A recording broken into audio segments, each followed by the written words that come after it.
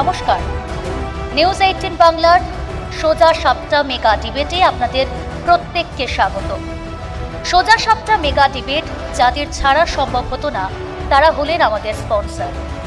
সোজা সাপটা mega debate co-powered by ZX cough syrup, willow wood harvesting dreams, Parul Prakashani, প্রকাশনায় বিশ্বমান, Reliance Industries Limited, special partners Sree Niketan কেনাকাটার আনন্দ নিকেতন, health partner Narayan memorial hospital Behala, associate partner Bharati diagnostic centre, সুরক্ষিত স্বাস্থ্য পরীক্ষা নিয়মিত। সোজা সাপটা মেগা ডিবেট শুরু করতে মঞ্চে আসার জন্য অনুরোধ করব নেটওয়ার্ক 18 এডিটর ইস্ট বিশ্ব মজুমদারকে।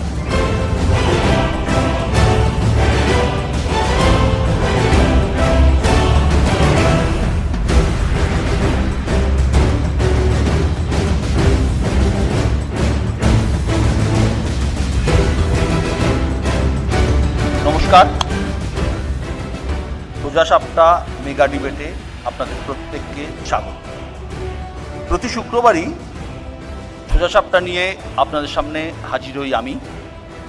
মে মাস থেকে আমাদের নতুন সংযোজন এই মেগা ডিবেট, মেগা মঞ্চ, মেগা আলোচনা, নতুন নতুন বিষয়। আজ অনুষ্ঠানের শুরুতেই একটি গল্প শোনাবো আপনাদের। দুই বন্ধুর গল্প, প্রিন্স দ্বারকানাথ ঠাকুর এবং রুস্তমজি কাওয়াসি বানার্জি। একজন বাংলার ভূমিপুত্র, অন্যজন সুদূর পশ্চিম থেকে আসা এক পার্সি। দুজনেরই কর্মভূমি আমাদের এই বাংলা। দুজনেই অত্যন্ত সফল এবং ধনী শিল্পপতি। দ্বারকানাথের জাহাজ যখন সমুদ্র চষে বেড়াচ্ছে তখন খিদিরপুর, শালকিয়ার মতো ডকেল মালিকানা রুস্তমজির হাতে। বন্ধুত্ব আর বাণিজ্য দুটোই চলেছে সমানে সমানে।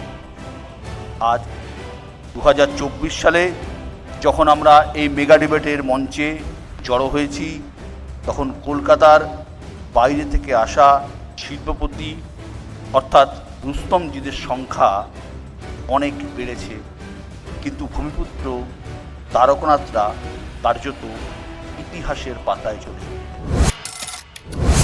সত্যি সংকট কি তবে মাটি পর্যন্ত পৌঁছেছে? প্রশ্নটা উঠছে, কারণ বাংলায় এমন মানুষের সংখ্যা দিন দিন বাড়ছে যাদের জন্ম বাংলায় নয়, যারা ঠিকভাবে বাংলা বলতে পারেন না, এবং এই রাজ্যে এই মানুষের সংখ্যাটা সত্যি ঠিক কত কেউ জানেন না। ভোটার হিসাব করলে প্রায় 1.5 কোটির উপরেও হতে পারে। অনেকে বলছেন পরিস্থিতি এমন জায়গায় গিয়েছে যে বাংলার শহরাঞ্চলে বাঙালি ক্রমেই কোণঠাসা হয়ে পড়ছে। রাস্তার ধারে ছোট ব্যবসা থেকে শুরু করে আকাশ ছোঁয়া অট্টালিকা সবই আস্তে আস্তে বাঙালির নাগালের বাইরে চলে যায়। সত্যি মিথ্যে তর্কের বিষয়, তাই আলোচনা হওয়াটা অত্যন্ত জরুরি এবং প্রাসঙ্গিক।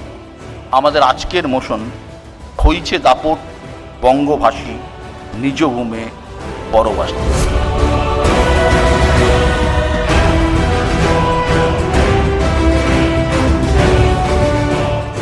অতিথি যারা আছেন দিদিদের এক এক করে ডেকে নেব। আমি প্রথমে ডাকবো গর্গ চট্টোপাধ্যায়, বাংলা পক্ষের পক্ষ। এরপরে আসছেন রাজ্যের শিক্ষামন্ত্রী ব্রাত্য বসু।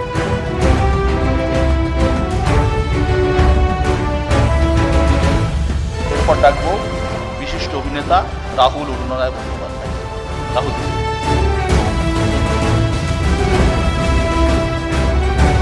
সিপিআইএমের পক্ষে বলার জন্য তন্ময় ভট্টাচার্য।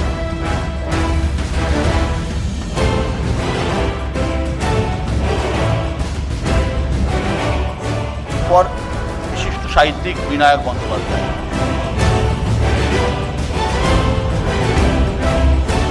আসছেন বিজেপির পক্ষে দেবজিৎ সরকার।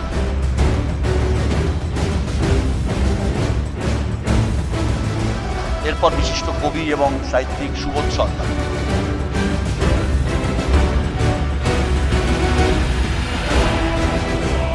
এবার ডেকে নেব প্রাক্তন আইএস, কংগ্রেসের প্রাক্তন বিধায়ক সুখবিলাস বর্মন।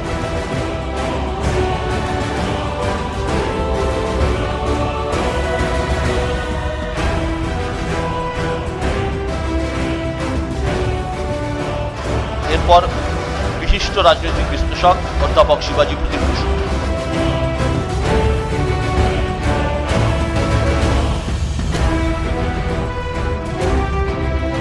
হইছে দাপট বঙ্গভাষী, নিজ ভূমে পরবাসী। আমাদের যারা বক্তা আছেন প্রত্যেককে 3 মিনিট করে বলার সুযোগ থাকছে। প্রথমে এই প্রথম পর্বে 3 মিনিট করে তারা আপনারা বলবেন, নিজের নিজের মতামত বলবেন। আমাদের প্রথম বক্তা গর্গ চট্টোপাধ্যায়।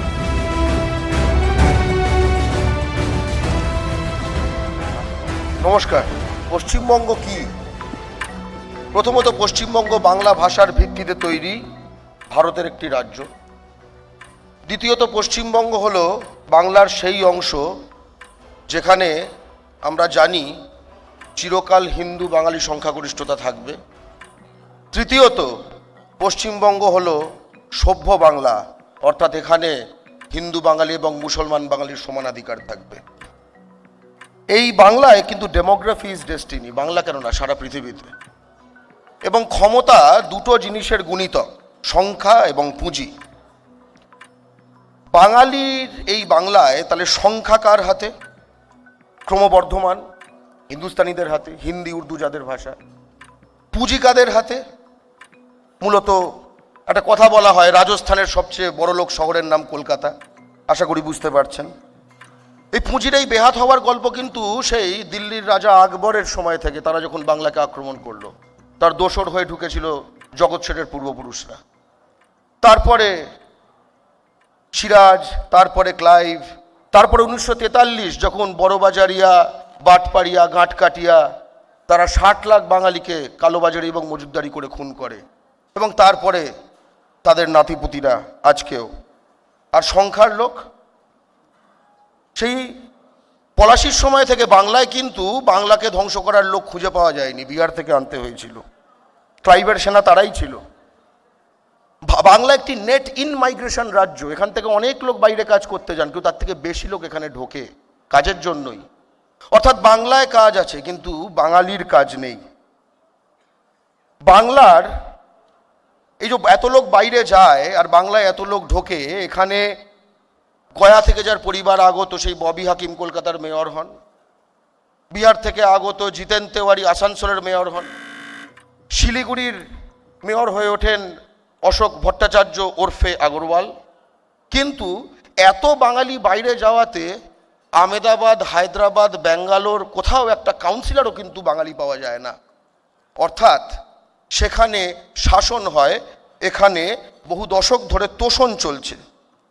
একই সঙ্গে দেখতে হবে যে বাংলায় নারী প্রতি শিশুর জন্মহার 1.6, হিন্দু বাঙালির 1.4, মুসলমান বাঙালির 2.1। হিন্দু বাঙালির সংখ্যা যে এরকমভাবে এই জায়গায় রয়েছে নিশ্চয়ই মুসলমান বাঙালির জন্য নয়, কিন্তু পার্শ্ববর্তী রাজ্য যার সঙ্গে আমাদের কোনো সীমান্ত নেই, তাদের নারী প্রতি শিশুর জন্মহার 3, আমাদের ডবল। এবং একটা নীতি আছে, হাম দো হামারা দো বাকি বঙ্গাল ভেজ দো। এর ফলে যেটা হয়েছে যে পুঁজি, চাকরি, বাজার, জমি, অটো লাইন, টোটো লাইন, বন্দর, পাটকল, শিল্পাঞ্চল, শহরাঞ্চল, টেন্ডার, জনপ্রতিনিধিত্ব, জনবিন্যাস সব কিছু বহিরাগতদের হাতে চলে যাচ্ছে। এবং তাই জন্য আজকে আচার্য প্রফুল্লচন্দ্র রায়ের জন্মদিনে 2রা আগস্ট তার কথা মনে করিয়ে দিতে চাই। তিনি বলেছিলেন বাংলার মাটিতে অবাঙালির অর্জিত প্রতিটি টাকা হলো বাঙালির মুখ থেকে কেড়ে নেওয়া অন্যের সমান। এবং কাজী নজরুল ইসলাম যেটা বলেছিলেন সেটাকে একবার মাথায় রেখে বলি, তিনি বলেছিলেন রামা ও গামাদের, বাঙালির বাংলা গড়তে রামা ও গামাদের প্রহারেণ ধনঞ্জয় দিয়ে কিছু একটা করতে হবে। আমরা প্রহারেণ ধনঞ্জয়ের কথা বলবো না, কিন্তু বলবো ভূমিপুত্র সংরক্ষণ চাই, সারা ভারতে দ্বিসন্তান নীতি তার আইন চাই, এবং বাংলার প্রতিটি রাজ্য সরকারি চাকরিতে বাংলা ভাষা বাধ্যতামূলক করা চাই। ধন্যবাদ। ধন্যবাদ গর্গ। ভূমিপুত্র সংরক্ষণে যে কথা গর্গ বললেন, ভারতবর্ষের বিভিন্ন স্টেট এই ভূমিপুত্র সংরক্ষণ নিয়ে চেষ্টা করেছে। ঝাড়খণ্ডেও চেষ্টা হয়েছে, কর্ণাটকে চেষ্টা হয়েছে। ভারতীয় সংবিধান কিন্তু এই ভূমিপুত্র সংরক্ষণের বিষয়টা অ্যালাউ করে না। আমরা এই আলোচনায় পরে আসবো, বিতর্কে নিশ্চয়ই পরে আসবো। পরের বক্তা সিপিএমের পক্ষে তন্ময় ভট্টাচার্য।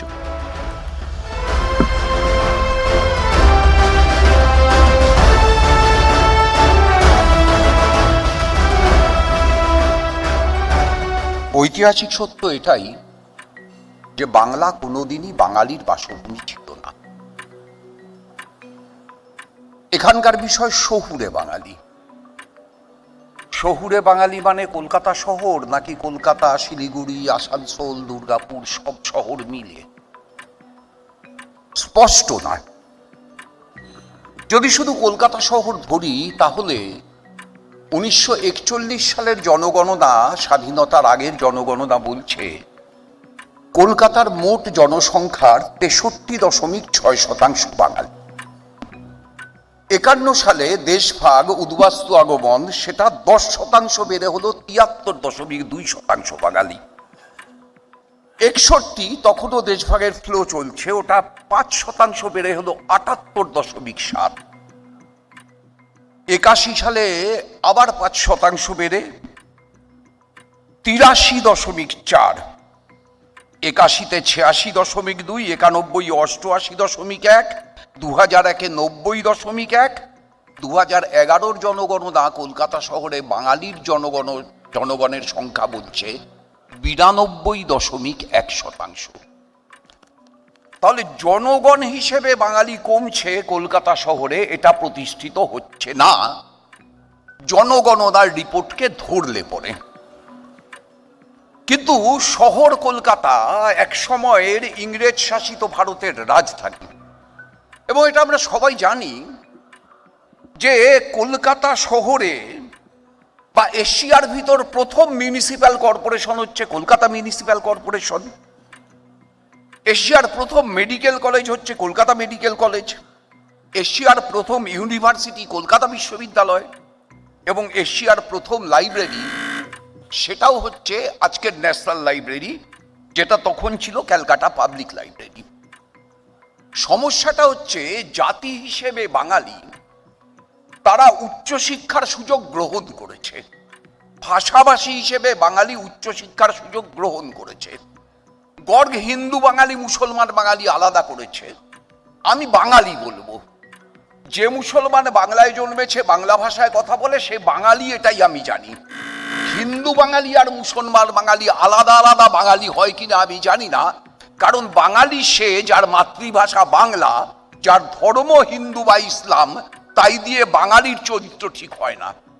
এখন এই বাঙালি সে বরাবর হচ্ছে ঘটনা চক্রে, এটা তার অরিজিনেট করেছে। ঐতিহাসিক সত্য যে সে মেধার দিকটায় বেশি আকর্ষিত হয়েছে, গবেষণা চর্চা, যার জন্য আপনি দেখবেন একটা সময় ভারতবর্ষের মুম্বাই ছাড়া সব কোর্টে, তখন Mumbai Presidency, Madras Presidency, Bengal Presidency, সব জায়গায় হচ্ছে বাঙালি প্রাধান্য দেখিয়েছে। সুতরাং এই যে প্রস্তাব উত্থাপন হয়েছে, এই প্রস্তাবটাকে আমার মনে হচ্ছে শেক্সপিয়ারের ভাষায় এভাবে বলা যায়, though this be madness there is method in it. এটা পাগলামি, কিন্তু এই পাগলামিটা পরিকল্পিত, এই পাগলামিটা একটা বিভাজন সংগঠিত করবার জন্য। ধন্যবাদ। অনেক ধন্যবাদ তন্ময়দা। পরের বক্তা সুখবিলাস বর্মা।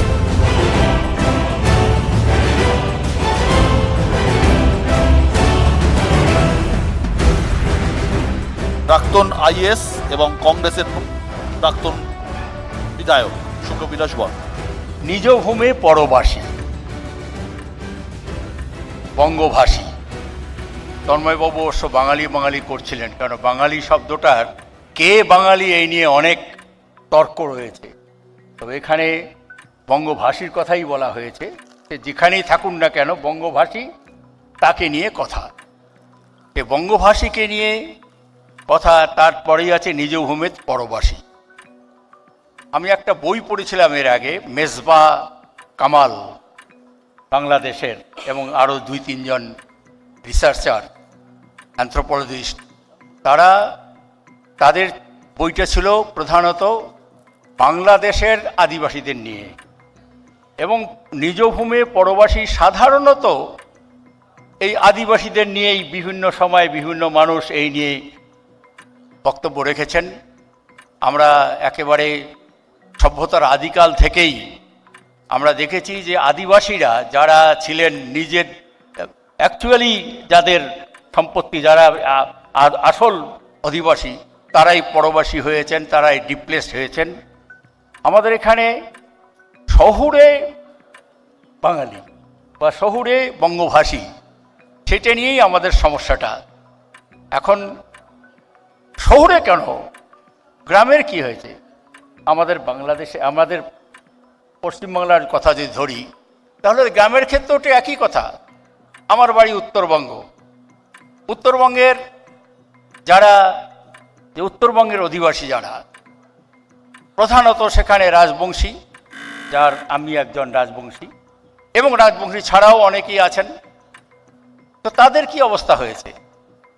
শহরে যে কথাটা আমরা আজকে বলছি যে শহরের বঙ্গভাষী আজকে একেবারে খুব প্রান্তিক অবস্থার মধ্যে এসে গেছে। এখন কেন হবে না?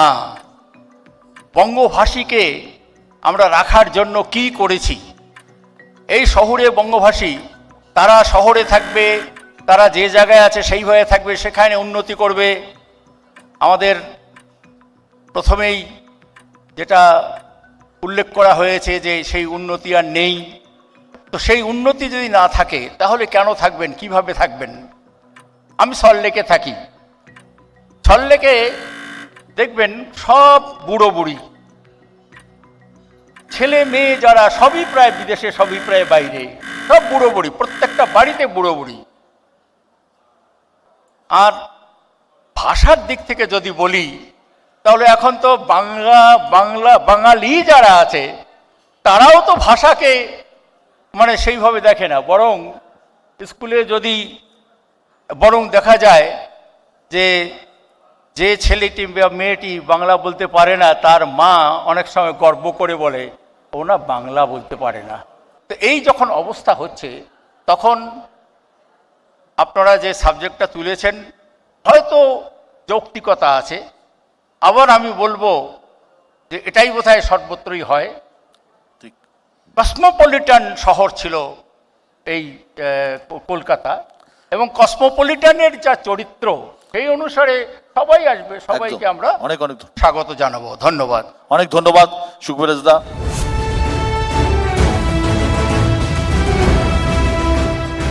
সুখবিলাস বর্মা অনেক প্রাসঙ্গিক কথা বললেন যে সত্যি বিধাননগর বা সল্টলেক একটা বড় বৃদ্ধাশ্রমে পরিণত হয়েছে, সত্যি হয়তো তাই। পরের বক্তা সুবোধ সরকার।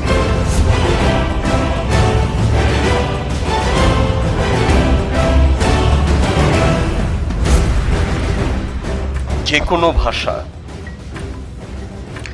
তা সে ইংরেজি হোক, ফরাসি হোক, রাশিয়ান হোক, অ্যারবিক হোক, তার তিনটে স্তর প্রথমেই থাকে। একটা হচ্ছে বড়লোকদের স্তর, উচ্চবিত্ত। দ্বিতীয় হচ্ছে মধ্যবিত্ত, যেটা আমরা, আর তৃতীয় হচ্ছে গরিব। পৃথিবীর ভাষাতত্ত্ব অনুসারে সমস্ত ভাষা বেঁচে আছে যার যার গরিবের ওপর, গরিবের কাঁধে মাথা রেখে।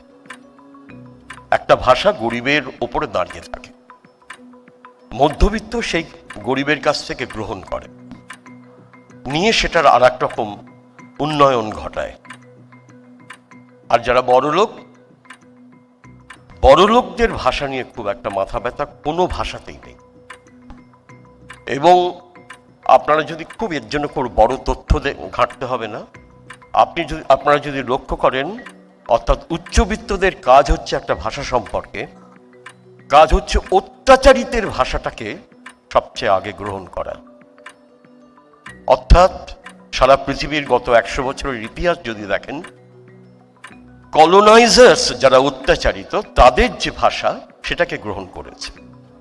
এমনকি ইংরেজি ভাষা নিয়ে যে আমরা কথা বলি, তারাও 150 বছর ধরে একটা সময় 1066-এর পরে ফরাসি ভাষা গ্রহণ করেছে।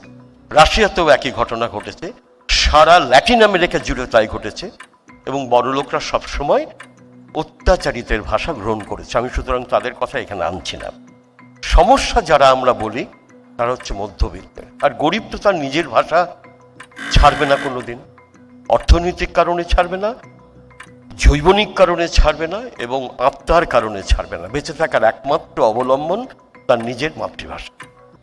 এইবার পৃথিবীতে 5টা মডেল যদি আপনারা দেখেন, 5টা মডেল, একটা হচ্ছে ম্যান্ডারিন, ইউনেস্কোর কথা অনুসারে ম্যান্ডারিন অর্থাৎ চীনা ভাষা, ম্যান্ডারিন, তারপরে ইংরেজি, তারপরে স্প্যানিশ, তারপরে অ্যারবিক, তারপরে বাংলা।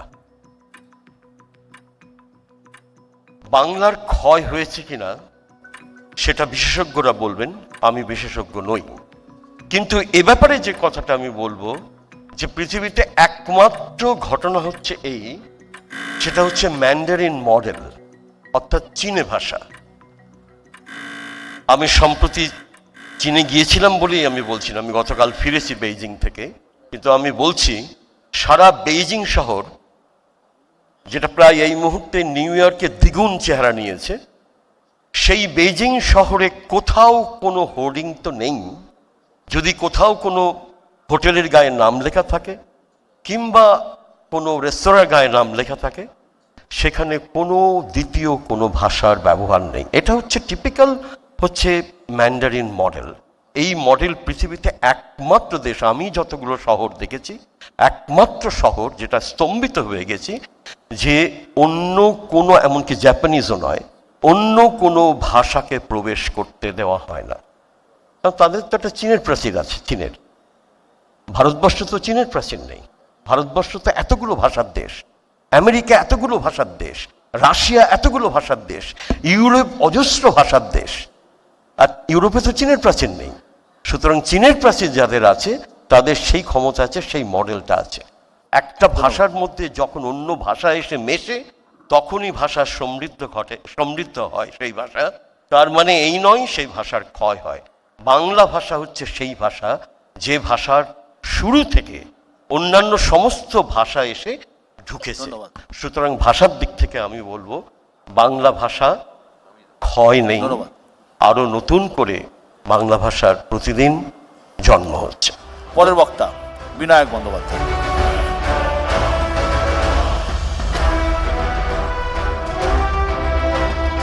বাঙালি মানে কোন বাঙালি, কে কোন ঠাসা, কে কোন ঠাসা নয়, এবং আমরা বাঙালি কারা? ইস্টবেঙ্গল মোহনবাগান খেলার দিন আমরা যদি গ্যালারিতে উপস্থিত থাকি, যে কোনো গ্যালারিতেই, যে ধরনের গালিবর্ষণ এদিক থেকে ওদিক বা ওদিক থেকে এদিক হয়, তা বোধহয় পৃথিবীর যে কোনো নিয়মে, ফিফার যে কোনো নিয়মে আজীবনের জন্য ব্যান হয়ে যাওয়ার জন্য যথেষ্ট ছিল। কিন্তু আমরা নিজেরা নিজেদের এই জায়গায় টেনে নামাতে প্রস্তুত। এখন প্রশ্ন জাগে যে বাঙালি সব জায়গায় বাঙালি নেই। একটু আগে আমি শুনছিলাম গর্গ একটি কথা বলল যে বহিরাগতর কথা। এখন প্রশ্ন হচ্ছে বহিরাগতটা ঠিক কবে থেকে গোনা হবে? কে বহিরাগত? আজকে এখানে যে হিন্দি ভাষায় কথা বলে সে যদি বহিরাগত হয়, তাহলে 100 বছর আগে যে এসেছে সে বহিরাগত, 200 বছর আগে বহিরাগত। এভাবে যদি আমি 1000 বছর পিছিয়ে যাই, তাহলে তো যত বন্দ্যোপাধ্যায়, চট্টোপাধ্যায়, মুখোপাধ্যায় আছে তাদের বলা হবে তারা বহিরাগত, কারণ তারা কনৌজ থেকে এসেছিল, লক্ষণ সেনের দয়া এখানে থাকতে পেরেছিল। তাহলে বহিরাগতটা কবে থেকে গোনা হবে? এই কথাটা ভুলে গেলে চলবে না যে বঙ্গভাষী কোণঠাসা যদি আমি বলি, পাশাপাশি আমরা সবসময় শুনি দিল্লিতে পুজোর সংখ্যা, দুর্গাপুজোর সংখ্যা 500 ছাড়িয়ে গেছে, ব্যাঙ্গালোরে দুর্গাপুজোর সংখ্যা 200 ছাড়িয়ে গেছে, এবং প্রচুর বাংলা নাটক হচ্ছে, প্রচুর বাংলা সাহিত্য সম্মেলন হচ্ছে এই দিল্লি, বাংলা সমস্ত জায়গায়, এই ব্যাঙ্গালোর, দিল্লি সমস্ত জায়গায়। অতএব সেখানে বাঙালির একটা নতুন করে এস্টাবলিশমেন্ট হচ্ছে। এইবার যে জায়গাটা হয়, আমার মনে হয় যেখানে বাঙালির অসুবিধে, সেটা হচ্ছে আমরা দেখি সংসদেও আলোচনায় দেখি উত্তরপ্রদেশ, বিহারের সাংসদরা নানাবিধ বিষয়ে তারা কিন্তু ভিন্ন মত হন, ভিন্ন ভিন্ন রাজনীতি থেকে আসেন, ভিন্ন মত হন, কোনো অসুবিধে নেই। কিন্তু উত্তরপ্রদেশ বা বিহারের কোনো সাংসদ কিন্তু একবারও বলেন না দলমত নির্বিশেষে যে গঙ্গার থেকে এই যে ক্রমাগত ক্যানেল কেটে জল নিয়ে নেওয়া হচ্ছে এটা খারাপ হচ্ছে, এর ফলে গঙ্গা একদম যখন অববাহিকায় আসছে, যখন আরো মোহনার দিকে আসছে, তাতে গঙ্গার জল কমে যাচ্ছে, এই বিষয়ে কোনো কথা হয় না। কিন্তু আমাদের বাঙালিদের মধ্যে কি এরকম ঐক্যবদ্ধভাবে কোনো কথা কেউ বলতে পারবেন, এরকম আছেন কি? আসি বাঙালি ডাক্তারদের প্রসঙ্গে। আমাদের সবাই কোনো না কোনোভাবে এখন প্রাইভেট হাসপাতালের ওপর নির্ভর, বিশেষ করে এই মধ্যবিত্ত বা উচ্চবিত্ত তারাও ভাবেন যে আমি একটা প্রাইভেট হাসপাতালে দিতে, তার একটাও বাঙালি মালিয়াখানায় নেই। কিন্তু কোথায় গেল সেই অমলবাবু কমলবাবুর নার্সিংহোমগুলো? সেই যে ডাক্তারের সঙ্গে মাছের বাজারে দেখা হতো, আমরা কিন্তু সেইগুলো হারিয়ে ফেলেছি। তাদের আমরা হয়তো ফিস কমাতে বলেছি বা সেই সময় মনে করেছি বিরাট বিপ্লব হয়েছে, কিন্তু নার্সিংহোমগুলো সব চলে গেছে কিন্তু অন্যদের হাতে। আমরা দেখছি এখানে বিরাট বিরাট সমস্ত হাইরাইজ উঠছে গঙ্গার ধারে, তারা গঙ্গা বিক্রি করছে। হাইরাইজে বলা হচ্ছে এখানে গঙ্গার ধারে আলাদা পাথওয়ে থাকবে বিভিন্ন জায়গায়, বাটানগর থেকে, বজবজ থেকে, বরানগর থেকে, এবং সেখানে অন্য কেউ, এমনকি যারা ধরা যাক কুমারটুলির কোনো একজন যে প্রতিমা বানায়, সে যদি একটা মাটি নিতে যায় সে মাটি নিতে পারবে না। এই গঙ্গাটা যে বিক্রি করছে, স্থানীয় যারা আছেন ওখানে তাদের কোনোভাবে কি কম্পেনসেট করা হচ্ছে? তা কিন্তু করা হচ্ছে না।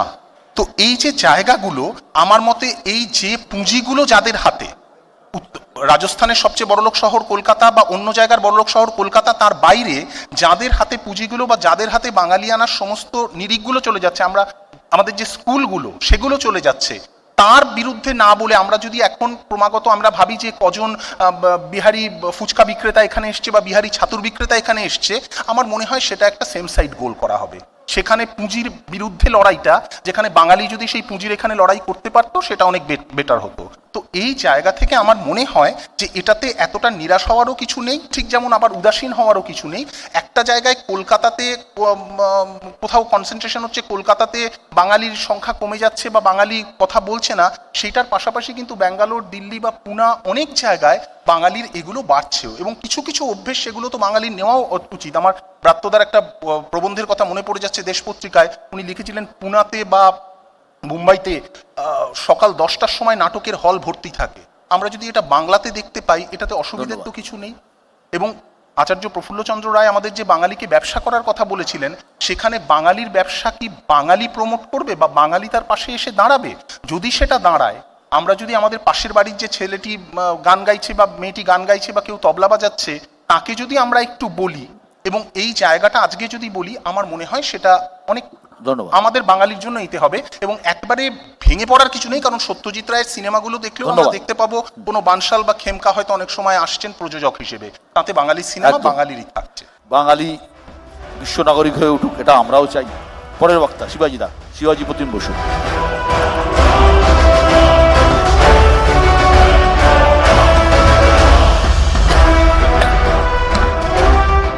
আমার শহর নয়কো তেমন বুড়ো, অতীতকালের অস্থি বিহার চৈত্য মুদ্রা কিছু পাবে না তার কোথাও মাটি খুঁড়ে।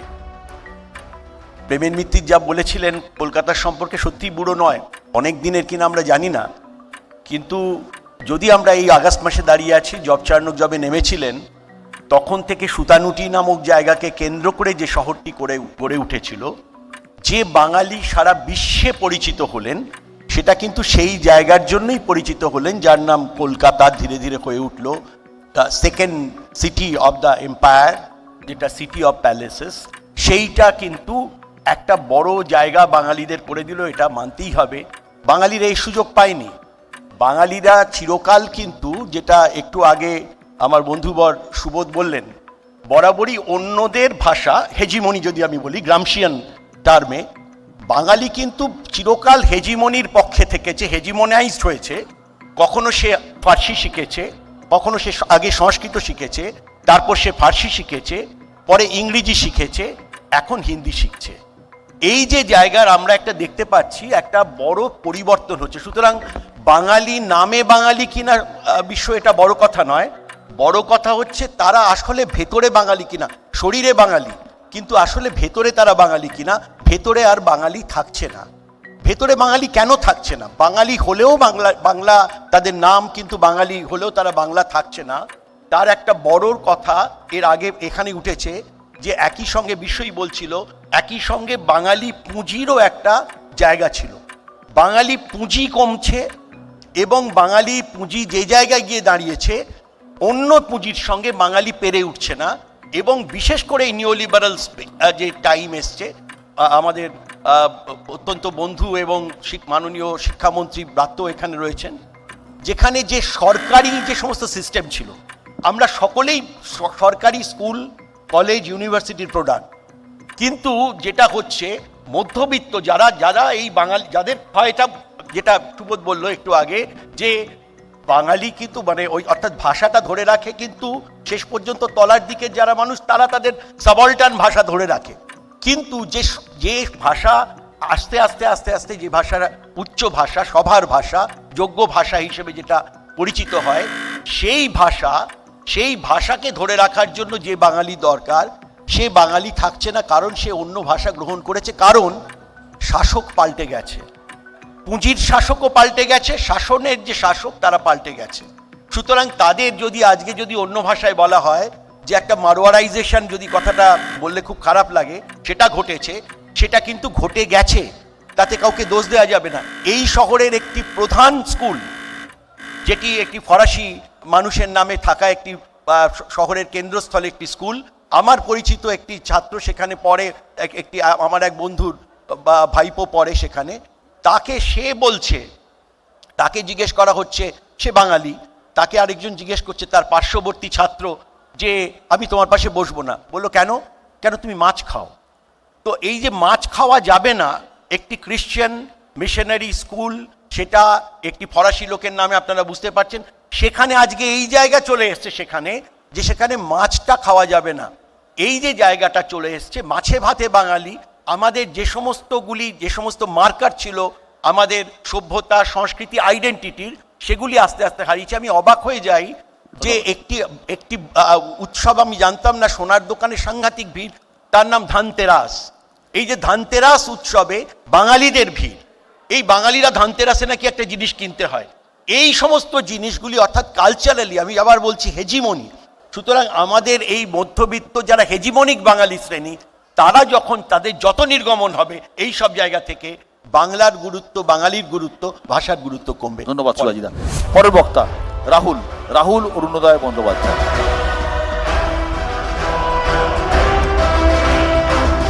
নমস্কার। শহুরে বাংলায় কোন ঠাসা হচ্ছে বাঙালি? এই প্রশ্নের উত্তরে আমার আরেকটা প্রশ্ন আছে, শহুরে বাঙালি কোথায়? আমার প্রজন্মের কাউকে তো দেখতে পাচ্ছি না। দেখুন, আমি বিজ্ঞানের ছাত্র, আমাদের সেকশনে 54 জন ছিলাম আমরা, তার মধ্যে সাকুল্যে 10-12 জন এখন পড়ে আছে এখানে, বাকি সবাই ছড়িয়ে গেছে পুনা, ব্যাঙ্গালোর, মার্কিন যুক্তরাষ্ট্র। গর্গদা নিজে সাক্ষী আছে, আমার এক স্কুলের বন্ধু কিভাবে ব্যাঙ্গালোরে একা একা পড়ে পড়ে মারা গেল। এখন আমি 40, প্রজন্ম যত এগোচ্ছে তাতে আমার বিশ্বাস বাঙালির পেটের টানে রাজ্যের বাইরে যাওয়ার শতাংশ বেড়েছে, বই কমেনি। আর যাবে না কেন? একটা স্বাধীন রাষ্ট্রের নাগরিক হিসেবে কোথাও যেতে তার পাসপোর্ট লাগবে কেন? পেটই তো তার পাসপোর্ট। পেট তাকে যেখানে নিয়ে যাবে তাকে যেতে হবে। কিন্তু তাই যদি সত্যি হয়, তাহলে আমি আমার শহরের কসমোপলিটন চরিত্র বদলাই কি করে? আমার বাড়ির কন্যা পুত্রকে আমি ঘরের ভাত খাওয়াতে ব্যর্থ। যুগের পর যুগ, বছরের পর বছর, প্রশাসনের পর প্রশাসন কর্মসংস্থান করতে আমরা ব্যর্থ হয়েছি। তারা দেশ পৃথিবীর নানা প্রান্তে ছড়িয়ে পড়েছে। তারা বাঁচিয়ে রেখেছে তাদের বাঙালিয়ানাকে উইকেন্ডের দুর্গাপুজো দিয়ে, ভাঙা বাংলার রবীন্দ্রসঙ্গীত দিয়ে। তাহলে আমি কি করে সুজন হব না? কেন আমার তেঁতুল পাতায় আরও কিছু মানুষ আটবে না? শুধু সে কারণেই নয়, একজন বাঙালি কবির লেখা গান এদেশের জাতীয় সঙ্গীত হয়ে ওঠে কারণ তার লেখায় এক নিঃশ্বাসে উচ্চারিত হয়েছে দ্রাবিড় উৎকল বঙ্গ, যা দেশের সার্বভৌমত্ব প্রকাশ করে। যে সার্বভৌমত্ব আমাকে অভয় দেয় এই দেশের যে কোনো প্রান্তে নিজের পেটের জন্য, আনন্দের জন্য, যে কোনো কারণের জন্য যেতে আমি পারি। এবং এটাই একটা প্রজাতান্ত্রিক দেশের সুস্থ ধারণা। বাঙালিকে দিল্লিতে ভয়ে থাকতে হবে, তামিল পাঞ্জাবে ভয়ে কাঁটা হয়ে থাকবে, এটা হতে পারে না। বাঙালিকে একদা ব্যঙ্গ করে চন্দ্রবিন্দু একটা গান লিখেছিল। তার একটা লাইন ছিল, আমরা পাঞ্জাবিদের পাইয়া বলি মারোয়ারি মাওড়া, আর নন কমিউনাল দেয়াল লিখি ক্যালকাটা টু হাওড়া। বাঙালির চরিত্রের একটা দিক খুব মজা করে তুলে ধরা হয়েছিল।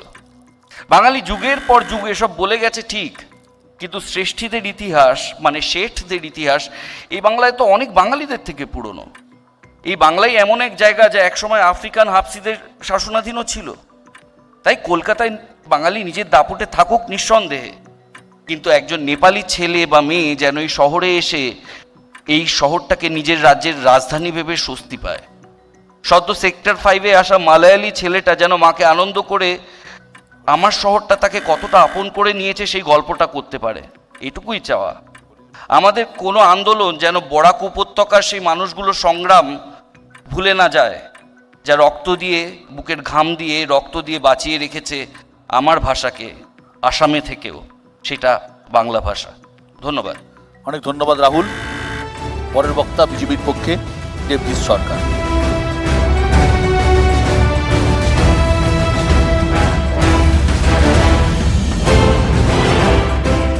কারা বাঙালি, সেই প্রশ্ন তো আগে আসতে হবে।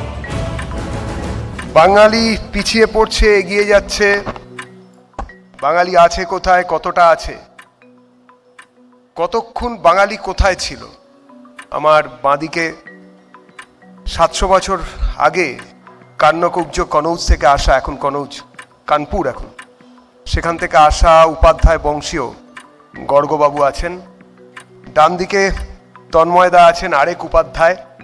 একটু আগে আমার আগের বক্তা গঙ্গোপাধ্যায়, চট্টোপাধ্যায়, বন্দ্যোপাধ্যায়, আমার দুই মাতৃকুল এখানে আছেন, আমার আগে বক্তব্য রেখেছেন, আমার পরে বক্তব্য রাখবেন।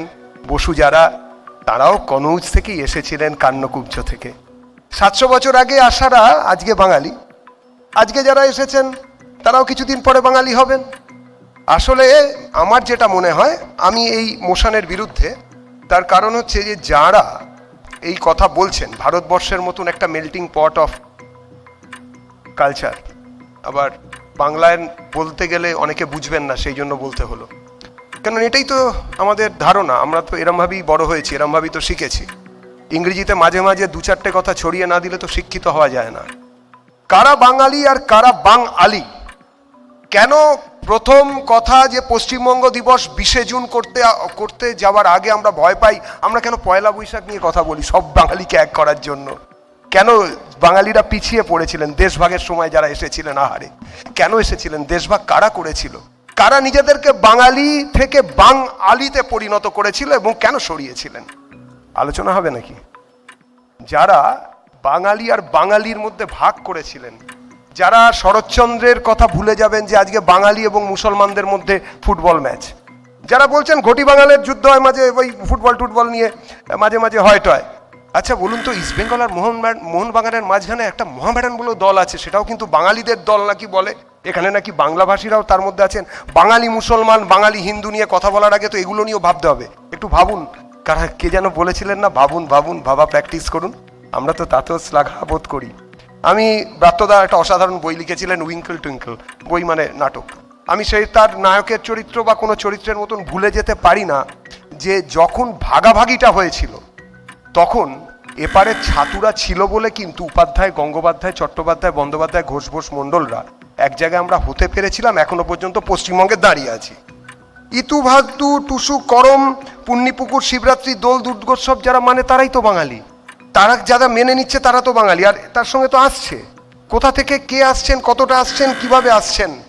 আর এই ধরনের কথাবার্তা বলে যারা আগে অর্থনীতির কথা বললেন যে এখানকার লোকেরা অন্য জায়গায় যায়, অন্য জায়গার লোকেরা এইখানে আসে, এলাকা দখল হয়ে যাচ্ছে, গর্গদা বলবেন যে সব কিছু নাকি দখল হয়ে যাচ্ছে, বাংলায় কথাবার্তা বলছেন না। গর্গদা এসব বললে না আমাদের আজকাল খুব মুশকিল গো, কেননা এই রাজ্যে আর কেউ বাইরে থেকে চাকরি করতে আসেন না, বরঞ্চ এই রাজ্যের ছেলেপুলেরাই বাইরে গিয়ে চাকরি করে। হঠাৎ করে যদি আমরা কেরালি, আমরা মালায়ালি, আমরা তামিল, আমরা তেলেগু, আমরা বিহারি এইসব যদি আরম্ভ হয়ে যায় না, তাহলে ছেলে মেয়েগুলোকে আবার ওখান থেকে পালিয়ে আসতে হবে। না ঘরকা না ঘাটকা, ওখানেও কিছু থাকবে না, এখানেও এসে আর কি করবে বলুন? বড় জোর ওই ইয়ের নিচে দাঁড়িয়ে গড়াগড়ি খেতে হবে, ওই বিভিন্ন স্ট্যাচুর নিচে দাঁড়িয়ে। আমরা বলেছিলাম না, আমরা ঘুচাবো মাতর কালিমা, মানুষ আমরা নহিত মেষ, এইসব বলা টলার পরেও কারা মানুষ, কারা মেষ, কারা বাঙালিকে পথ দেখাবেন? আমি উন্নাসিক হতে বলছি না, বাঙালি সরছে, বাঙালি সরবে, বাঙালি সরবে। গর্গদারা যখন আন্দোলন করেন তখন অদ্ভুত জিনিস দেখি যে কোথায় বাংলাতে কোনো কিছু লেখা নেই সেটা নিয়ে গর্গদারা আন্দোলন করেন। সাধুবাদ, সত্যি তো, ত্রিভাষা নীতির পরেও দুটো ভাষা কেন থাকবে? কেন হিন্দি কিংবা অন্য কিছু থাকবে? শুধু বাংলাটাই বা কেন থাকবে না? আমি সমর্থন করি, কিন্তু গর্গদারা কখনো খিদিরপুর বা রাজাবাজার বা মেটেবুরুজে গিয়ে আন্দোলন করে না যেখানে সব লেখাই না উর্দুতে লেখা। তার কারণ অসুবিধা আছে, কেননা আসে তো ওখান থেকে আসে বলেই তো আন্দোলন হয়। ওইখান থেকে আসে বলেই আন্দোলনের বীজ তোলে। এবং একটা বড় বাজার আছে, বাংলাদেশের বাজার। সেই বাজারে তো আমাদেরকেও এই বাংলা বেচতে হয়। যেমন ইংলিশ, ব্রিটিশ ইংলিশ এবং আমেরিকান ইংলিশে দুভাগে বিভক্ত হয়েছে, দুটো জাতিতে পরিণত হয়েছে। বাংলায় কথা বললেই দাদা, পশ্চিমবাংলার বাংলায় কথা না বললে বাঙালি হয় না। বাঙালি আর বাঙালি দুটো আলাদা জাতি, এটা স্বীকার। ধন্যবাদ। ধন্যবাদ। নিজের লাইনে ঢুকে পড়েছে দেবজিৎ। পরের বক্তা ব্রাত্য বসু, তৃণমূল কংগ্রেসের পক্ষে এবং রাজ্যের শিক্ষামন্ত্রী। আমি শেষ বক্তা গুছিয়ে বলতে পারবো কিনা জানি না, অনেকগুলো পয়েন্ট উঠে এসে আমি খুব প্রস্তুত হয়ে আসিনি, সময় পাইনি। যারা যা বললেন তা শুনে আমার একটু যেটুকু মনে হয়, আসলে এই প্রপোজিশনটার মধ্যে একটা, যেহেতু বাঙালি এবং অবাঙালি একটা লড়িয়ে দেওয়া আছে, ফলে আমার মনে হয় এখানে আজকে যারা আমরা এখানে উপস্থিত আছি, দেবজিৎ অবশ্য বলেছেন কে মানে প্রতাপাদিত্য সময়কার যে বঙ্গজ কায়স্থ আসার ইঙ্গিত করেছেন, গর্গ আমাদের মনে করিয়ে দিয়েছেন যে বাংলায় এই মুহূর্তে অবাঙালি কাউন্সিলর আছেন বা জনপ্রতিনিধি আছেন, কিন্তু মানে শিবাজী প্রতিম বসু বলেছেন যে অবাঙালি মারোয়াড়িরা আমাদের এখানে আসতে শুরু করেন 1840 থেকে। একটু আমার মনে হয় তথ্যটা সামান্য একটু শুধরে নিয়ে বলা যায় যে 1865 সালে যখন ব্রিটিশ সরকার তাদের রেল লাইন গয়া থেকে তুলে নিয়ে গিয়ে দিল্লি অবধি নিয়ে গেল, তখন এই আমাদের এখানে অবাঙালিরা আসতে শুরু করে। ফলে আজকে এখানে যারা মানে যারা অবাঙালি এবং বাংলা ঝরঝর করে বলেন, দেবজিতের দলেই অনেকে আছে, আমি তাদের বহিরাগত বলে মনে করি না গর্গর মতো, আমি তাদের বাংলার সন্তান বলে মনে করি। যারা হুড়মুড় করে অন্য দল করতে পারেন, আমার দল করলে আমি খুশি হতাম, কিন্তু তারা হুড়মুড় করে বাংলা বলেন। এবং মাথায় রাখতে হবে কলকাতার সঙ্গে এখানে অন্য কোনো রাজ্যের তুলনা করলে চলবে না। কলকাতা একটা মেট্রোপলিস, মহানগর, এবং তার একটা প্রাক ঔপনিবেশিক এবং উত্তর ঔপনিবেশিক একটা ইতিহাস আছে। কাউন্সিলর যদি খুঁজতে চান গর্গ, আমার ধারণা তুলনা যদি করতে চান লখনৌয়ের সঙ্গে কলকাতার করে লাভ নেই, কলকাতার সঙ্গে তুলনা করতে হবে বম্বে মহানগরী, যেখানে হুড়মুড় করে বাইরের লোক এসছে। আমাদের এখানে যেমন বাংলা বা বাঙালি বাঁচাও ইত্যাদি সংগঠন উঠেছে, ওখানেও মারাঠি বাঁচাও, মহারাষ্ট্র বাঁচাও, একই ব্যাপার ঘটেছে। উগ্র মারাঠি স্বাদেশিকতা দেখা গেছে, শিবসেনার জন্ম হয়েছে। এবং 55 সালে আমরা জানি যখন ভাষার রাজ্যের পুনর্গঠন কমিটি হচ্ছে, বম্বে নিয়ে কি পরিমাণ মারামারি হয়েছে গুজরাট এবং বম্বের, মহারাষ্ট্রে। যে বম্বে কার? নেহেরুর সামনেই কংগ্রেস সাংসদ দাঁড়িয়ে বলেছেন যে বম্বেকে একটা আলাদা রাজ্য করা হোক, সদাশিব পাটিল বলেছেন। বম্বে কার হবে? বম্বে নামক কোহিনূর কার গলায় ঝুলবে? গুজরাট নাকি মহারাষ্ট্র? তাই নিয়ে ওই পরিমাণ রাস্তায় মারামারি হয়েছে শেষ অবধি বম্বে মহারাষ্ট্র থেকেছে। এবং আমরা যদি বম্বের কাউন্সিলরদের দেখি, তার মধ্যে গুজরাটি কাউন্সিলর পাবো, মারাঠি কাউন্সিলর তো পাবোই, এমনকি বিহারি কাউন্সিলরও পেতে পারি। কলকাতা মহানগরের সঙ্গে যদি তুলনা করতে হয় কারুর, তা লখনৌ বা কানপুর শহর দিয়ে তুলনা হবে না। বম্বে বা যে প্রেসিডেন্সিগুলোর কথা উঠেছে, যেখানে তন্ময় ভট্টাচার্য মনে করিয়ে দিয়েছেন প্রথম বিশ্ববিদ্যালয় কলকাতায়, প্রথম মেডিকেল কলেজ কলকাতায়, কিন্তু সকলে সরকারি। অবাঙালিদের অবদান, যাদের আজকে কাউকে রাখা উচিত ছিল, আমরা যদি ভুলে যাই অন্যায় হবে। প্রথম হসপিটাল তৈরি করছেন এই একজন অবাঙালি, কারনানি হসপিটাল, বেসরকারি। প্রথম বিনোদন ক্ষেত্রে মারোয়াড়িদের যে অবদান, গিরিশ ঘোষ চাকরি ছেড়ে ফার্স্ট যাচ্ছেন একজন মারোয়াড়ির কাছে চাকরি করতে, সরকারি চাকরি ছেড়ে। তো বাংলায় যখন প্রথম স্টক এক্সচেঞ্জ হচ্ছে, সেখানে বাঙালি কোথায়? শেয়ার মার্কেট হচ্ছে, শেয়ার খেলায় বাঙালি কোথায়? ফাটকা বাজারে বাঙালি কোথায়? ওরা সংখ্যালঘু, ওদের মনস্তত্ত্বে, ওদের ব্যবসায়, ওদের রক্তে, ওদের জিনে ব্যবসা করার প্রবণতা ছিল। আমরা চাকরি করেছি, আমরা কোলাবরেটর, আমরা চাকরি করতে চেয়েছি। যারা ওই মেডিকেল কলেজে পড়লো 1835 সম্ভবত, প্রথম বিশ্ববিদ্যালয় 1857 সম্ভবত, তারা কি গ্র্যাজুয়েট হয়ে এখানে থাকলো নাকি? ঠিক। যারা আমাদের স্বাধীনতা আনলো তাদের পড়াশুনো কোথায়? নেহেরু পড়াশুনো কোথায়? গান্ধীজির পড়াশুনো কোথায়? বল্লভভাই প্যাটেলের পড়াশুনো কোথায়? মোহাম্মদ আলী জিন্নার পড়াশুনো কোথায়? শ্যামাপ্রসাদ মুখার্জির পড়াশুনো কোথায়? তাই কই তখন তো দাবি ওঠেনি ওরা কেন কলকাতায় থাকছে না, কলকাতায় কেন পড়াশোনা করছে না, কলকাতার ইউনিভার্সিটিতে কেন ডিগ্রি নিচ্ছে না? সব তো বাইরে থেকে নিয়ে এসছে। তাহলে বাংলা, বাঙালি ওইটা কোনো একটা স্থানিক ভূখণ্ডের মধ্যে আবদ্ধ নয়।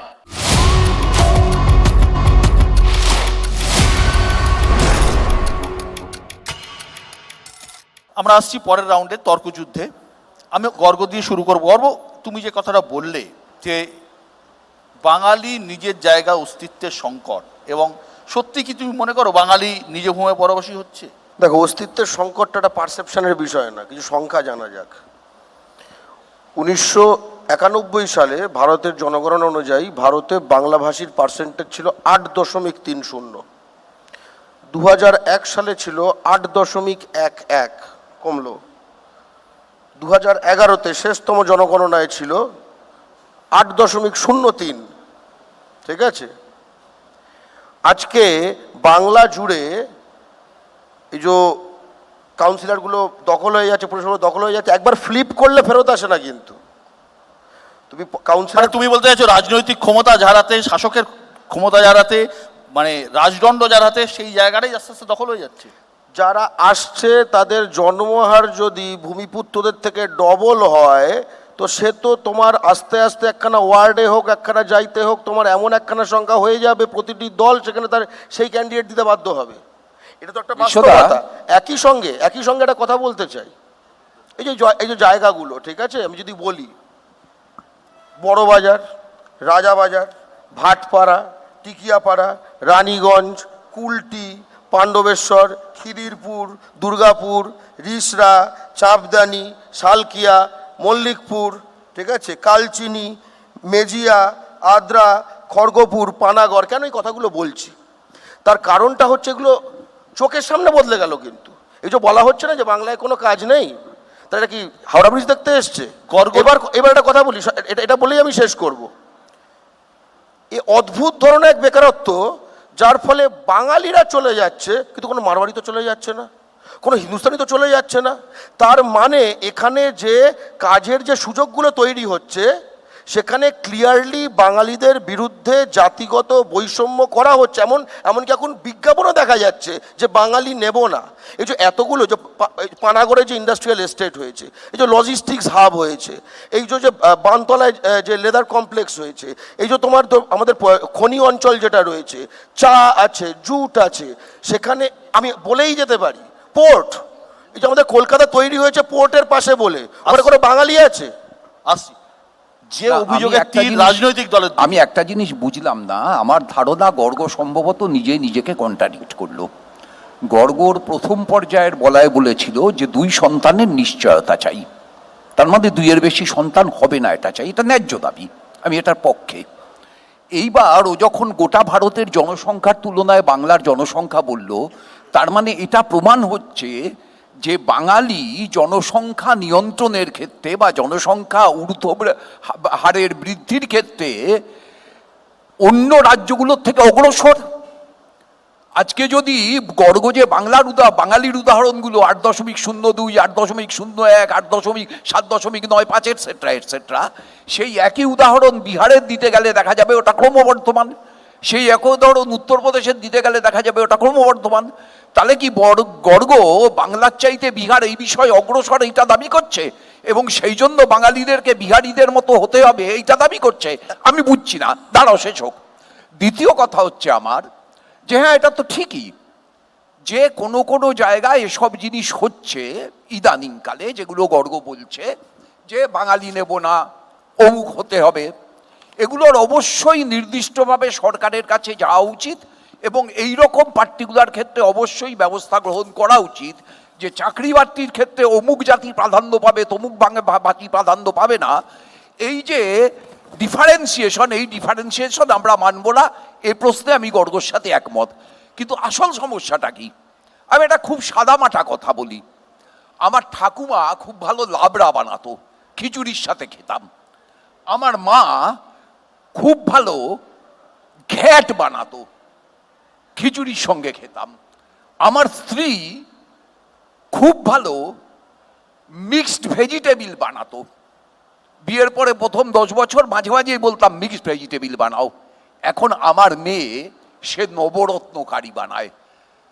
এইবার যদি আমার ঠাকুমা বেঁচে থেকে বলে যে লাবড়া কেন বিপর্যস্ত হয়ে গেল তার জবাব চাই, তাহলে আমি আমার ঠাকুমাকে বোঝাবো যে লাবড়ার রূপান্তর ঘ্যাট, ঘ্যাটের রূপান্তর মিক্সড ভেজিটেবিল, মিক্সড ভেজিটেবিলের রূপান্তর নবরত্ন কারি।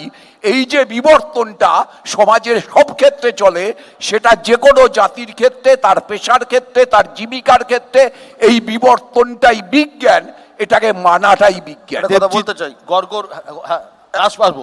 গর্গর অভিযোগ পরিষ্কার হচ্ছে যে অবাঙালিতে তোমাদের মতো রাজনৈতিক দল অনেক বেশি প্রাধান্য দিচ্ছ, যার জন্য বিভিন্ন জায়গায় এই সংখ্যাটা বাড়ছে এবং তাদের হাতেই ক্ষমতা করায়ত্ত হচ্ছে। প্রথমে ভারতীয়, তারপরে বাঙালি। তার কারণ হচ্ছে ভারত যদি রাষ্ট্র না থাকতো তাহলে ওই দুর্গাপুজো করতে শালগ্রাম মাথায় নিয়ে আর ওই সব কিছু নিয়ে পালিয়ে আসতে ওপার থেকে আসতেই পারতাম না, যদি না ভারত রাষ্ট্রটা না থাকতো। পশ্চিমবঙ্গ তৈরি হয়েছে, বাংলাভাষী আমরা যারা আসতে পেরেছি এবং বাঙালিরা যারা আসতে পেরেছি, বাঙালি নেকড়েদের হাত থেকে বেঁচে যারা ফিরেছি, এখানে যারা বসে আছে, তারা এই জন্যই বসে আছে। আর এই আমি আবারও বলেছি, ভারত স্বাধীন হবার পরে যে কজন আমাদের মুখ্যমন্ত্রী হয়েছেন তার মধ্যে প্রায় 80% 700 বছর আগের বহিরাগত। উপাধ্যায়, এখনো বন্দ্যোপাধ্যায়, তার আগে বসু, তার আগেও যদি যাই 2-1 সবাইকেই তাই পাবো। তো এই বহিরাগত জায়গাতে আমি যাব না। এই একদম জ্যোতি বসু, আমি এই আমি একবারও আমি সেটাই বলতে চাইছি যে বহিরাগত তত্ত্বের একটা যদি শুরু করি, একটা জায়গা তো আপনাকে ধরতে হবে যে এটা স্কেল, এই জায়গা থেকে আমি শুরু করব, তাহলে কবে কে বহিরাগত সেটা আগে হতে হবে, 1 নম্বর। 2 নম্বর, যে বাঙালিদের নিয়ে আমরা কথা বলছি, কলকাতার 20 কিলোমিটার রেডিয়াসের মধ্যে বাঙালি, তার বাইরে সেই পরিধির বাইরের বাঙালিরা বাঙালি নন। সেই বাঙালিদের জন্য কারা কথা বলেন?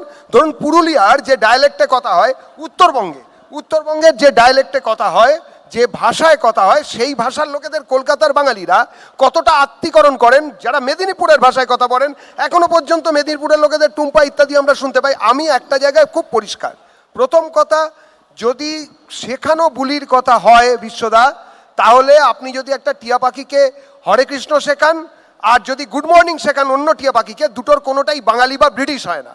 সুতরাং কারা বাংলা ভাষায় কতটা অব্যয় প্রয়োগ করছেন তাই নিয়ে আমরা বাঙালি ভাববো না। বাঙালি একটা সংস্কৃতি কেন্দ্রিক ব্যাপার যদি হয়, যে একটা সাংস্কৃতিক গোষ্ঠীকে আমরা বাঙালি বলে ধরছি, অবশ্যই তার একটা ভূভাগ থাকবে। সেই সাংস্কৃতিক গোষ্ঠীকে রিপ্রেজেন্ট করে এই পশ্চিম বাংলার বাঙালিরা। এই পশ্চিমবাংলার বাঙালিরা বাঙালিরা নয়, 1 নম্বর।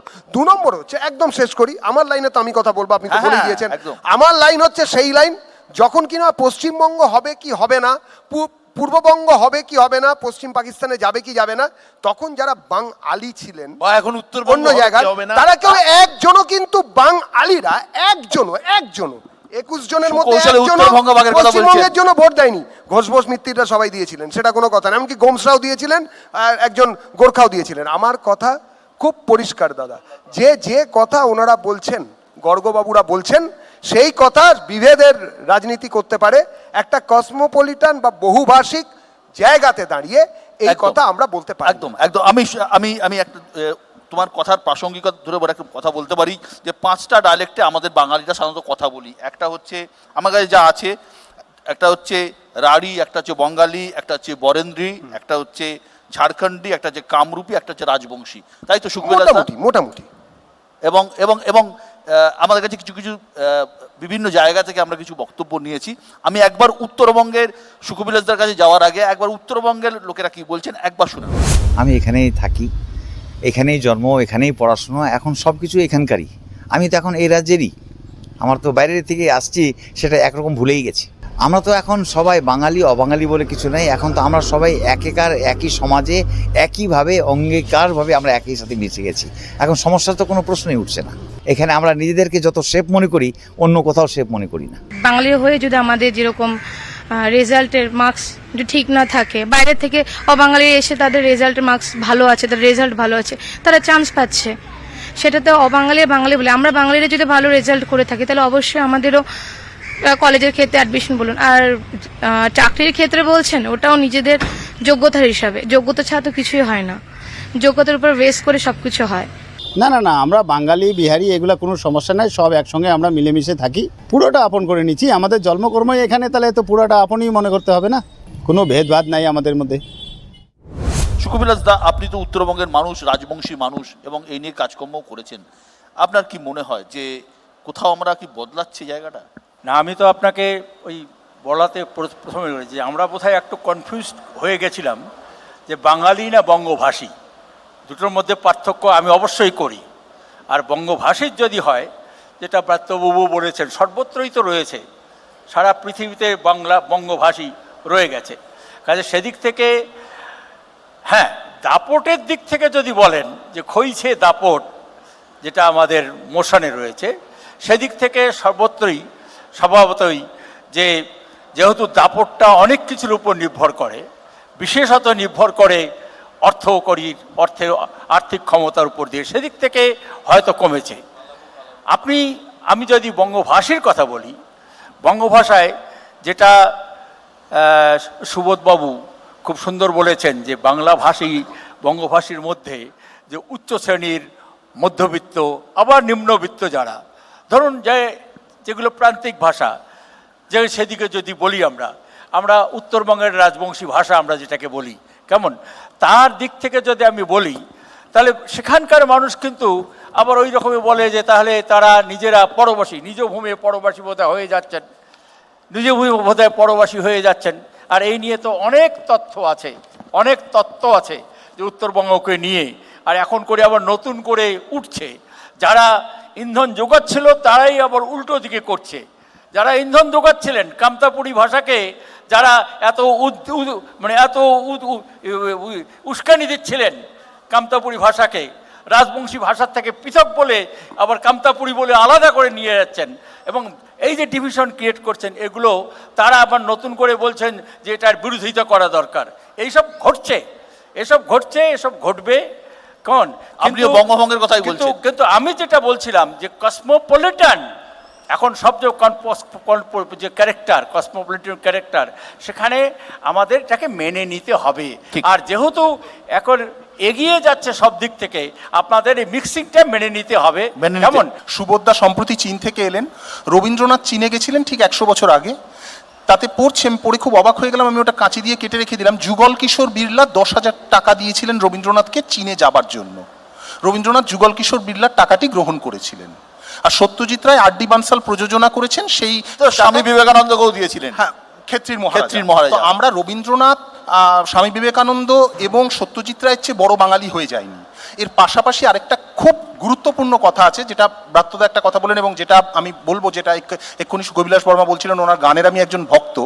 আমি কিন্তু উত্তর বাংলায় যতবার কবিতা পড়তে গেছি, অনেকের সাথে বন্ধুত্ব হয়েছে, আমি কিন্তু দেখেছি রাজবংশী সম্প্রদায়ের অনেকের মনে একটা ক্ষোভ আছে, কারণ তাদের অনেক জমি, এটা তারা মনে করেন, কতটা কি বাস্তব সেটা, তাদের অনেক জমি দেশভাগের পর যখন একটা প্রচুর একটা গণ উদ্বাসন ঘটেছে, যখন অনেক একটা রিফিউজি ইনফ্লাক্স হয়েছে, তখন মানুষকে ওখানে তাদের অনেক জমি চলে গেছে, এবং তারা মনে করেন আমাদের জমি ছিল, এখন সেখানে বাঙালিরা আছে। একটা জায়গাতে এই যে পিন্দারি, পলাশের বোন, পালাবো মন, কুরমালি ভাষার তারা মনে করেন যে কুরমালি ভাষাটা তাদের ভাষা, তারা এইতে পাচ্ছেন না। তো বাংলাতে, পশ্চিমবাংলায় থাকে মানেই তো কেউ বাংলা ভাষায় বলতে বাধ্য নয়, সেই জায়গাটাতে। এবার আমি যদি সেটাতে অতিরিক্ত চাপ দিই, তখন এই দাবিগুলো সেখান থেকে উঠবেই কোথাও, দাবিগুলো উঠবে। এবং এখানে একটা খুব মজার একটা জিনিস আমি দেখলাম, একজন মিশ্রকে জিজ্ঞেস করা হচ্ছে চৈতন্যদেবের বাবার পদবী যেন কি ছিল, এবং এক্ষুনি একটা কথা শুধু বললেন। আমি একটা কথা বলে পয়েন্ট শেষ করবো, এই পয়েন্টটা খুব গুরুত্বপূর্ণ, বারবার আসে যে জায়গাটাতে, এই যে মাছের কথাটা, মাংসের কথাটা। আমি এমএ পরীক্ষা দেওয়ার পর লখনৌতে কিছুদিন ছিলাম, তখন এই জিনিসগুলোর নাম জানতাম না। গলৌটি কাবাব, কাকরি কাবাব, এগুলো লখনৌতে প্রথম খেয়েছিলাম। ভারতবর্ষে এরকম অনেক জায়গা আছে বা অনেক জাতি আছে যারা মাছ বা মাংসটা বাঙালির থেকে ভালো রাঁধতে পারে। বাঙালির চেয়ে ভালো নিরামিষ কিন্তু কেউ রাঁধতে পারে না। নিরামিষ রান্নায় বাঙালি যে সর্বশ্রেষ্ঠ, এটা চৈতন্যদেবের থেকেই এটা হয়েছিল। আপনি অন্য জায়গায় কোনো অবাঙালির বাড়িতে রান্না মানে ওই মিক্সড, ওই নবরত্ন কোরমা, ওই যেটা উনি বললেন, বা ওই মিক্সড ভেজ, একটা মোচার ঘন্ট বা একটা ঝিঙে পোস্ত বা নিরামিষের হাজারটা, এই লাবড়াটাই যেরকম, লাবড়ার কথা কোনো অবাঙালি কল্পনাই করতে পারে না। অতএব এই জায়গাটাতে একটু জটিল বিষয়টা, এবং আমি শুধুমাত্র একটা জায়গা থেকে যে এখানে শুধু এই বাংলা চলবে বা এটাইতে চলবে, আমার মনে হয় এটাতে একটুখানি। রাহুল কি বলছিলে? হ্যাঁ, এক প্রচণ্ড সিরিয়াস একটা আলোচনা, একটা যেহেতু সত্যজিৎ রায় এবং আর ডি বানসালের প্রসঙ্গ এলো, সেই প্রসঙ্গে একটা বাঙালি অবাঙালির বোঝাপড়ার কি মুশকিল হয় সেটা একটু বোঝানোর জন্য একটা মজার ঘটনার অবতারণা করি। ওরে বাবা দেখো যে কত সেনা চলেছে সমরে, এই গানটা যখন উনি আর ডি বানসালের টিমকে শোনান, ওরা তৎক্ষণাৎ সিনেমা প্রডিউস করবেন না বলে দেন, তার কারণ ওনারা ভয় পেয়ে যান। হাজারে হাজারে হাতিয়ারে বুঝি কাটাকুটি করে, ওরা ধরে নিয়েছিল হাজার হাজার হাতি লাগবে, এবং ওই বাজেট বাংলা ছবির ছিল না, তাই জন্য আর ডি বানসালরা ওই ছবির থেকে পিছিয়ে যান। ফলে বাঙালির বোঝাপড়াতেও একটু ঝামেলা হয়, সেটা সত্যজিৎ রায়েরও হয়। এখনকার আর ডি বানসালরা পিছিয়ে কিনা আমি জানি না। সুবোধদার কাছে আসবো। সুবোধদা, এই যে ডেমোগ্রাফি যে বদলাচ্ছে, সেটা চারদিকে তাকালে মোটের উপর তো পরিষ্কার এটা বোঝা যায়। তো এটা তো কোনো জাতির সমস্যা হওয়ার কথা নয়, শুধু বাঙালি কেন, কন্নড়, তামিল, মারাঠি সমস্ত জায়গাতেই তো তাদের অস্মিতার কথা বলা হচ্ছে। বালা সাহেব ঠাকরে থেকে শুরু করে আপনি নিশ্চয়ই জানেন বিভিন্ন জায়গায় আন্দোলন হয়েছে, এবং তাদের ভূমিপুত্রদের সংরক্ষণ, তাদের জায়গা দেওয়া, তাদের চাকরি বাকরিতে প্রাধান্য, এগুলো তো চলছে। পশ্চিমবঙ্গ ডেমোগ্রাফিক্যালি যেভাবে প্যাটার্ন, যা বিন্যাস, সেটাকে বলে মেল্টিং পট। এই মেল্টিং পটটা শুধু আমেরিকা আমাদেরকে দেয়নি, এই মেল্টিং পটটা আমাদের এখানে প্রবহমান বহু যুগ ধরে। আজকে এই যে এতগুলো আলোচনা হলো, বিশেষ করে ব্রাত্য বসু যে প্রসঙ্গগুলো তুললেন, আমার তো মনে হচ্ছে এটা আসলে মেল্টিং পটেরই একটা অন্য একটি আলেখ্য। কেননা এটা ছাড়া কোনো হিউম্যান সিভিলাইজেশন এক্সিস্ট করতে পারে না। আপনি যদি বারবার এখানে বসে বলেন, যারা উত্তরবঙ্গ নিয়ে এই সমস্ত মন্তব্য করছেন, এবং আমি যেটা বলবো তীব্র প্রতিবাদ করছি, ভাষাভিত্তিক এবং সংস্কৃতি ভিত্তিক এই যে পশ্চিমবঙ্গ, সেখানে বারবার আমাদের কথা উঠছে কামতাপুরী কিংবা ধরুন যে রাজবংশী ভাষার, বা এদিকে কুড়মালি। আপনি এগুলো তো মানে ভাষা বটেই, সংস্কৃতি বটেই, আমাদের সঙ্গে রয়েছে। এবং যারা মনে করেন যে ওই লোকটি কুড়মালি বলে কিংবা ওই লোকটি রাজবংশী বলে এবং ওই লোকটি ধরা যাচ্ছে নেপালি বলে, তাকে হেয় করা, এটা তো মানে সংবিধান বলছে অসম্ভব, এক নম্বর। আর দু নম্বর, তাহলে কি আমি আবারও সে নিউ ইয়র্কের কথা বলবো, কেননা এতগুলো ভাষা, পৃথিবীর কোন ভাষা সেখানে বলা হয় না। এমন একটা শহর, যে শহরে পৃথিবীর সব, এমনকি তিবেতান পর্যন্ত বলা হয়। আমি নিজে কানে ম্যানহাটনে দাঁড়িয়ে তিবেতান কবিতা শুনেছি।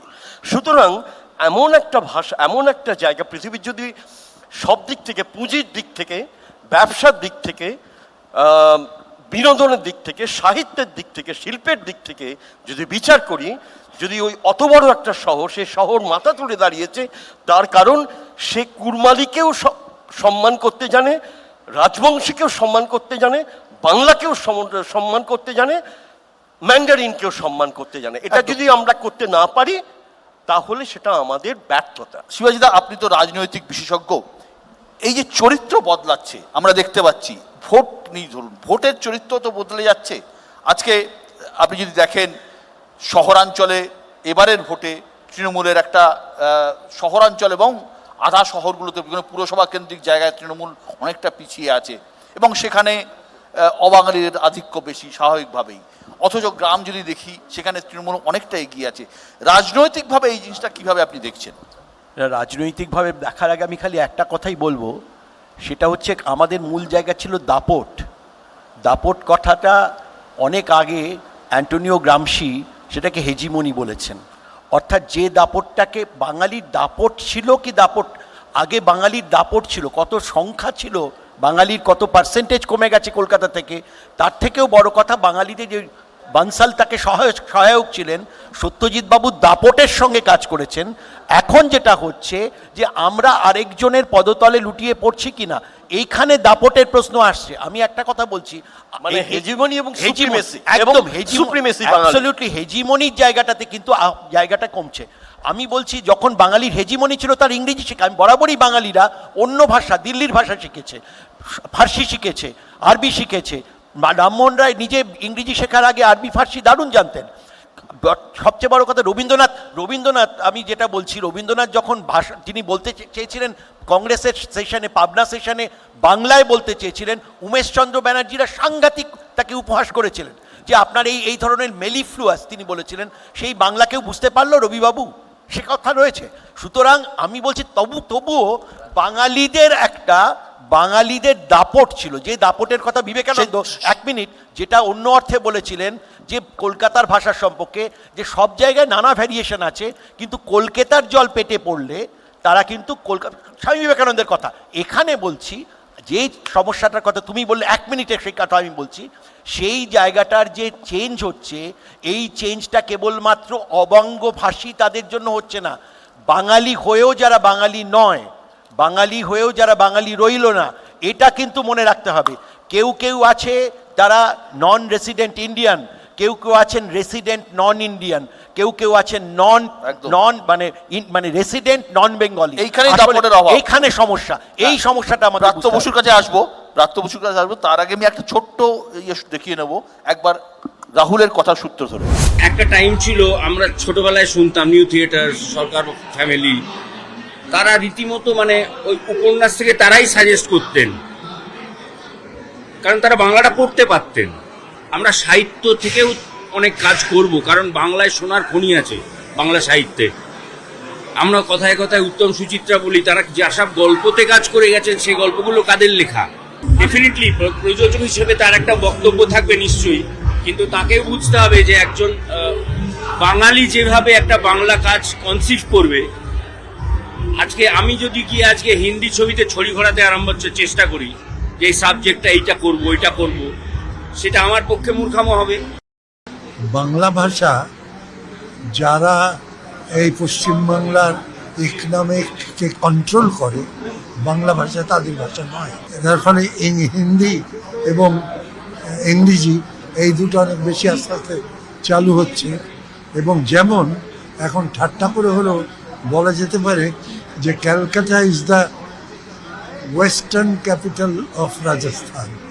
বাঙালির চরিত্রের মধ্যে বরাবর সেই ইংরেজদের আপন করা থেকে শুরু করে পরবর্তীকালে অন্যান্য সমস্ত, একটা বিজনেসম্যান নেই বাঙালি যে কনক্লেভগুলো হয়, অর্থাৎ বাঙালি বসে খাবে, কেরানিগিরি করবে, মাস্টারি করবে এবং বাকি সময় আলোচনা করবে যে কেন বাঙালির এই অধঃপতন। সমর্থন করেন? না, একেবারেই সমর্থন করি না এগুলো। কথা হচ্ছে যে যেখানে যাবে, এই যে ভাষার কথা উঠলো, যেমন বাংলা ভাষা মানে বাংলা ভাষা কলকাতার ভাষা যেটা আমি বলি, সেটা তো অ্যাকচুয়ালি তো কলকাতার ভাষা নয়, কৃষ্ণনগরের ভাষা।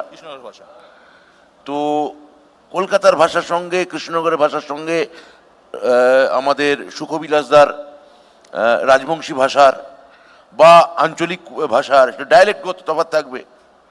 ঢাকায় যে ভাষাটা বলা হয় সেটা কি চট্টগ্রামে বলা হয় না। ফলে যেটা সিলেটে যেটা বলা হয় আলি করে যেটা বলা হচ্ছে, তাদের ভাষার ক্ষেত্রেও যথেষ্ট ফারাক আছে।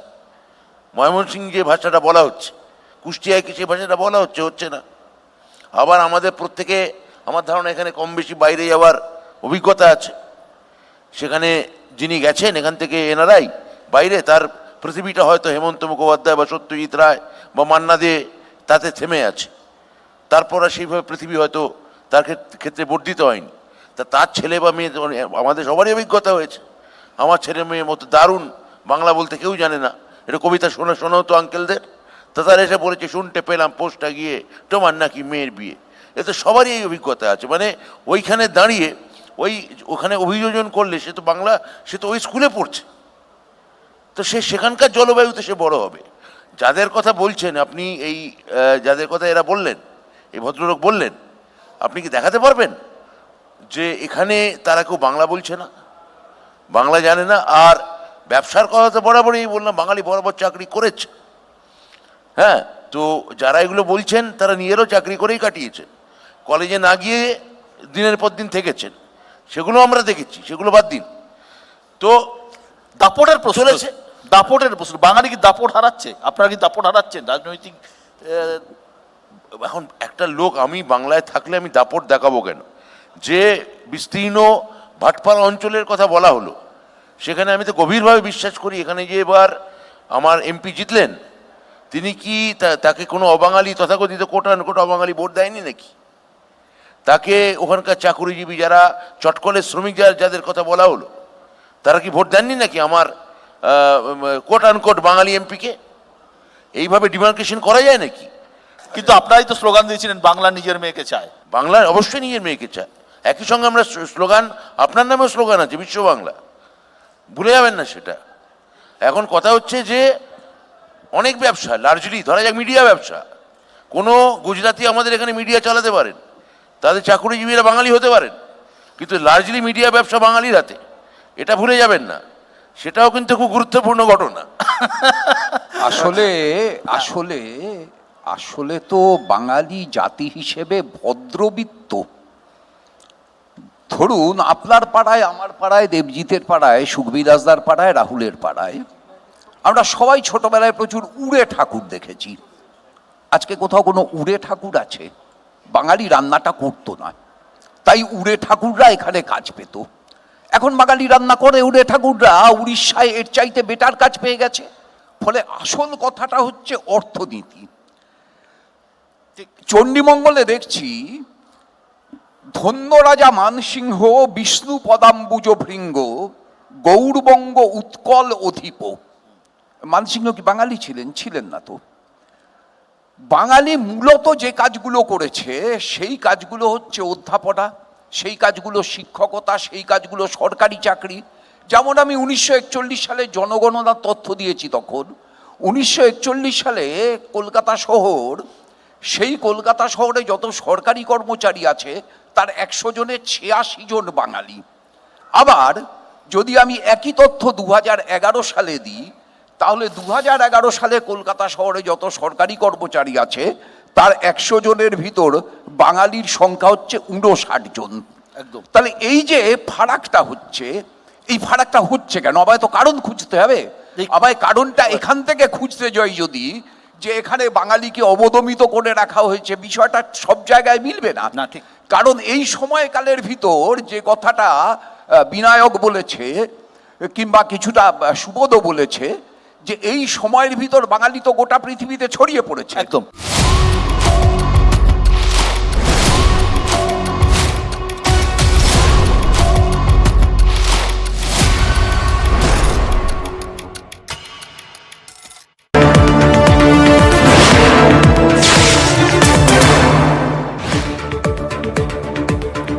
বাঁকুড়ায় বিদ্যুৎস্পৃষ্ট হয়ে একের পর এক দুর্ঘটনা। দিন কয়েক আগে বিদ্যুৎস্পৃষ্ট হয়ে যুবকের মৃত্যু। শুক্রবার ফের আহত হন এক মহিলা। এরপরই সোনামুখীতে বিদ্যুতের লাইন মেরামতির কাজে যান বিদ্যুৎ দফতরের কর্মীরা। সেই সময় গ্রামবাসীদের ক্ষোভের মুখে পড়েন তারা। গ্রামবাসীদের বাধায় লাইন মেরামতির কাজ না সেরেই ফিরতে হয় কর্মীদের।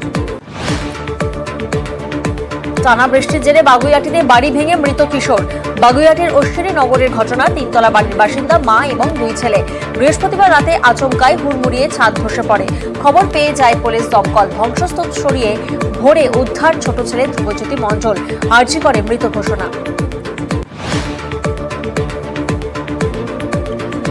বাগুইআটিতে তিনতলা বাড়ি ভেঙে মৃত্যু। স্থানীয়দের দাবি 15 বছর আগে তৈরি হয় এই বাড়িটি। নিয়ম মেনে তৈরি করা হয়নি বাড়িটি। দোতলা এবং 3 তলার ছাদে লোহার বদলে বাঁশের চটা দিয়ে ঢালাই করা হয়।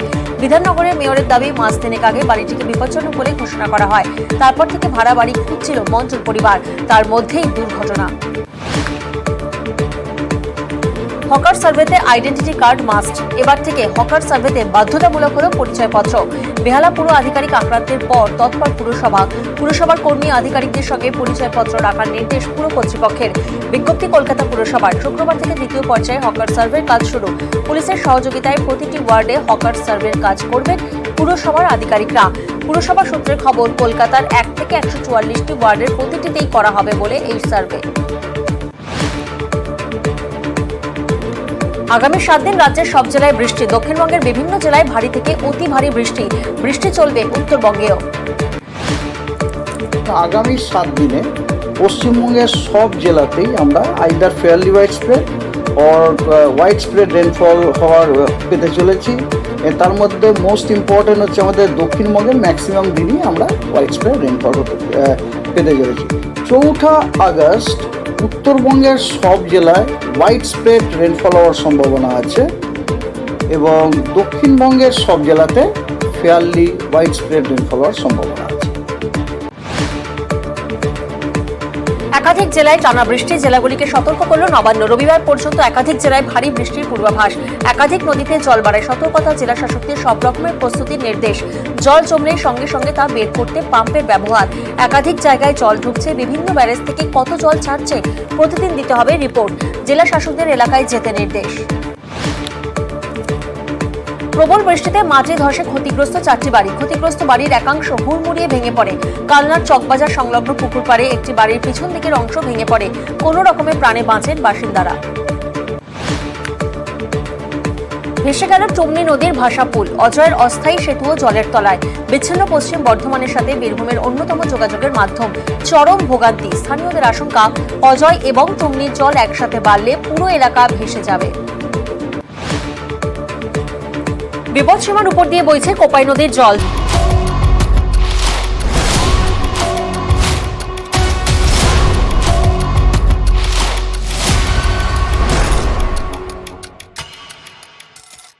গত কয়েক বছরে কেন্দ্রের একাধিক সিদ্ধান্ত নিয়ে প্রশ্ন তুলছে বিরোধীরা। হিন্দি আগ্রাসনের অভিযোগ উঠছে মোদী সরকারের বিরুদ্ধে। উত্তর দেবে দেবজিৎ। জাতীয় শিক্ষানীতিও যার মধ্যে পড়ছে এবং সমস্ত যে প্রবেশিকা পরীক্ষা যদি কেন্দ্রীয় হয়ে যায়, সেখানে কি রাজ্যের মানুষের বঞ্চিত হওয়ার সম্ভাবনা থাকে? অহিন্দি রাজ্যগুলোর অবশ্যই বঞ্চিত হওয়ার সম্ভাবনা শুধু না, আমরা বাস্তবতা দেখতে পাচ্ছি। অভিন্ন যা যা কেন্দ্রীকরণ হচ্ছে, এর ফলে নিয়ন্ত্রণ যাদের হাতে চলে যায় দিল্লির হাতে, সেগুলো কন্ট্রোল করে যেসব চক্রগুলো, সেগুলো গুজরাট, ইউপি, বিহার, হরিয়ানা, দিল্লি আমরা জানি, ঠিক আছে। আরে কেন্দ্রীয় সরকারের কোশ্চেন পেপার লিকও পশ্চিমবঙ্গে হয় না, লিকও ওখানে হয়, বুঝতে পেরেছেন? এটা হচ্ছে বাস্তবতা। এই আইএস আইপিএসগুলো এবার বোঝা যাচ্ছে। নিটগুলো প্রতি বছর হয়, এখন সংখ্যা কমে গেছে বলে এগুলো বেরিয়ে আসছে। কিন্তু অন্য কিছু কথা বলা দরকার। ব্রাত্যবাবু বললেন যে সকলে ভোট দেয়, আমরা কি তাদের ভোটে জিতেছি? একটু ভেবে দেখুন তো একটা কথা। ধরুন ব্যারাকপুর লোকসভা কেন্দ্রটাকে আমরা বাঙালি শূন্য করে দিলাম, তৃণমূল জিততো? খুব স্পেসিফিক প্রশ্ন, এর উত্তর সকলে জানেন, ঠিক আছে। এটা একটা থট এক্সপেরিমেন্ট। আমরা যে সময় দাঁড়িয়ে এই কথাটা বলছি, সেই একই সময়ে কেন্দ্রে মন্ত্রী হয়ে বসে আছে চিরাগ পাসওয়ান, সে ওখানে ডায়ালগ দিচ্ছে বিহার ফার্স্ট, বিহারি ফার্স্ট। আপনার মনে হচ্ছে ওখানে বিহারে একখানা চ্যানেলে এই আলোচনাটা করছে এবং অনেকে বলছে ছি যে কী ধরনের প্রাদেশিক কথাবার্তা। ওই যে শিলিগুড়িতে যে কথা বলছে দেখালেন, ঠিক আছে, ওই শিলিগুড়িতে 2 বছর আগে বিহার মোড়ে বাগডোগরায় 5000 লোকের উন্মত্ত মিছিল হয়েছে, যেখানে স্লোগান হয়েছে এক বিহারি সব পে ভারী, জয় বিহার জয় বিহার। এটা বিহারে তোমরা সারা জায়গায় নাকি এত বাঙালি আছে, এই জয় বাংলা এক বাঙালি সকলের ওপর এই হয়ে যাবে, এগুলো কল্পনা করতে পারেন? এগুলো কল্পনা করা সম্ভব? এই যে ভাটপাড়ার কথা বলা হলো, এক সময় ছিল এই যে উপাধ্যায় তো বাঙালিদের শাস্ত্র শিক্ষার জায়গা, সেটা হয়ে গেছে আরা ছাপড়া বালিয়ার অস্ত্র শিক্ষার জায়গা। এইটা কসমোপলিটিজম, এইটা হিউম্যান, এটা হিউম্যানও না, এটা সিভিলাইজেশনও না। বিহারে সরকার আছে দেবজিৎ উত্তর দেবে। একটু বলি, যেইজিমই হোক, এটা সমর্থনযোগ্য কিনা দেবজিৎ? প্রথমে বলি, বেসিক কোশ্চেন ইজ দিস। প্রথমে বলি, একটু গুলিয়ে যাচ্ছে আমার একটা ব্যাপার, একটু কনফিউশনটা ক্লিয়ার করা দরকার। এক হচ্ছে যে সব জায়গাতেই বাংলাভাষীরা পিছিয়ে যাচ্ছে, এমনকি অস্ত্রর ব্যাপারেও বাংলাভাষীরা পিছিয়ে যাচ্ছে। এখন জ্যান ট্যান্ট সিংটিং এরা সব জায়গায় চলে আসছেন এবং তারাও বোধহয় 700 বছর পরে ওনাদের মতন বাঙালি হয়ে যাবেন। তো এসব ছেড়ে দিন, ওইসব জায়গায় আমি যাব না। আমার কথাটা হচ্ছে খুব পরিষ্কার, একদম পরিষ্কার, যেটা হচ্ছে যে বাঙালি গত 200 বছর ধরে পাঞ্জাবি ড্রাইভার রেখেছে, নেপালি দারোয়ান রেখেছে, তাকে পাইয়া বলেছে, আমি বাহাদুর বলেছে, বলেছি মেরো বলেছে, একদম এই ধরনের অদ্ভুত আমি বলছি ছোট করতে গেছে। লালার দোকান থেকে উড়ে সপ্তম সুরে লালার দোকান থেকে বাজার করেছে, ঠিক আছে। ভারী বাঁক নিয়ে জল এনেছে উড়ে মালি ওই সৃষ্টি নেশা ভরা সন্ধ্যাবেলায় রবীন্দ্রনাথের গান শেখানো কোন সে উড়ে আমরা পেয়েছি। সুতরাং আমরা এই ব্যাপারটা পেয়েছি, আমরা এদেরকে কাজ দিয়েছি। অড জবস বাবুর্চি রেখেছি, গোয়ানিজ, এই অড জবসের জায়গাটা রেখেছি। আর আমরা শুধু এখন তুলনা করব। গর্গ একই কথা বলছেন। না না, আমি এক কথা বলছি না, আমি একদমই এক কথা বলছি না। আমাকে আমার কথাটা বলতে দিন। আপনি বলবেন, আমি থামাবো না আপনাকে, আপনি বলবেন। আপনারা বলছেন গোপাল পাঁঠা জয় হোক, ভালো তো, ঠিক আছে। না না, আমি গোপাল পাঠা জয় হোক সেটা তো আমরা বলিনি। আর বলেছিলেন জয় হয়েছিল বলেই তো আজকে আমরা এখানে বসে আলোচনা করছি, তা না তো আপনি আওয়ামী লীগ করতেন, সেটা তো বড় কথা নয়। আমার কথা হচ্ছে আজকে আপনি জয় বাংলা বলতেন, আওয়ামী লীগ অর্থ সত্যি ইতিহাস জয় বাংলা বলতেন, অর্থ সত্যি ইতিহাস বলবেন না, ঠিক আছে। রতনলাল ব্রাহ্মণের কথাটা ভুলে যাবেন না, যার নাম বলতে চাইলেন। রতনলাল ব্রাহ্মণ এবং জ্যোতি বসু দুজনেরই কথাই বলছি তো সব বাঙালিরা উল্টো দিকে ভোট দিয়েছিলেন, 51 জন, এই 21 জন, আর 58 জন যারা এপার বাংলার বাঙালি, মানে সব বাংলার বাঙালি, তারা এদিকে দিয়েছিলেন। আমার কথা হচ্ছে যে যারা এই এক্সট্যাসি এনজয় করেছেন, যে উড়ে মালি, বিহারি চাকর, বা গোর্খা দারোয়ান এবং পাঞ্জাবি ড্রাইভার, তারা আজকে কি করে এক্সপেক্ট করছেন যে চিফ মিনিস্টার টু পেটি সুইপার সবাই আজকে বাঙালি হবেন? আস্তে আস্তে পরিবর্তন হচ্ছে। আমি গর্গদার সঙ্গে একমত যে কেন এটা হলো, কিন্তু কেন এমন হলো হঠাৎ চোখ খুলে দেখলাম, এরকম করলে তো হবে না। পূর্বপুরুষরা করেছেন, উত্তর পুরুষরা ভোগ করছেন। আমি বলছি নিউ ইয়র্কে গেলে আপনি মোটামুটি আত্মবিশ্বাসের সঙ্গে ট্রাফিকের মাঝখানে দাঁড়িয়ে থাকা ছেলেটিকে বাংলায় জিজ্ঞাসা করতে পারবেন, ভাই আমি কোন দিকে যাব। মোটামুটি আপনি জানেন সে বাংলাদেশের ছেলে। এটা যে কোনো কসমোপলিটন শহরের চরিত্র। এবং আপনি রবীন্দ্রনাথ ঠাকুরের কোথাকার উড়ে বা সুকুমার রায়ের সৎপাত্র দিয়ে আজকের পলিটিক্যাল কারেক্টনেস জাজ করতে যাবেন না। যুগে যুগে পলিটিক্যাল কারেক্টনেস বদলে যায়। অ্যাড করব, সব সময় দেবজিৎরা রাজনীতিটাকে গুলিয়ে দেওয়ার জন্য দেশভাগ এবং সইয়ের কথা বলেন। ওটা যে স্বাধীনতার বছর সেটা বলেন না। স্বাধীনতা মানে কি? পাকিস্তানের স্বাধীনতার জন্য লড়েছিল। কেন না স্বাধীনতা যুদ্ধে সুভাষ চন্দ্র বোস পাকিস্তানের স্বাধীনতার জন্য লড়েছিলেন। সূর্য সেন চট্টগ্রামে জালালাবাদে যুদ্ধ করছেন স্বাধীনতা পাকিস্তানের জন্য, পাকিস্তানের স্বাধীনতা করার জন্য। কি বলছেন? আমি এই কয়েকটা এইসব ভুলভাল কথা বলার কোনো মানে আছে নাকি? জালালাবাদের পাহাড়ে সাভারকার যেটা মুছে লেখা দিয়েছিলেন ব্রিটিশদের কাছে 3 বার, সেই বীর সাভারকার মুছে লেখা দিয়েছিলেন 5 বার।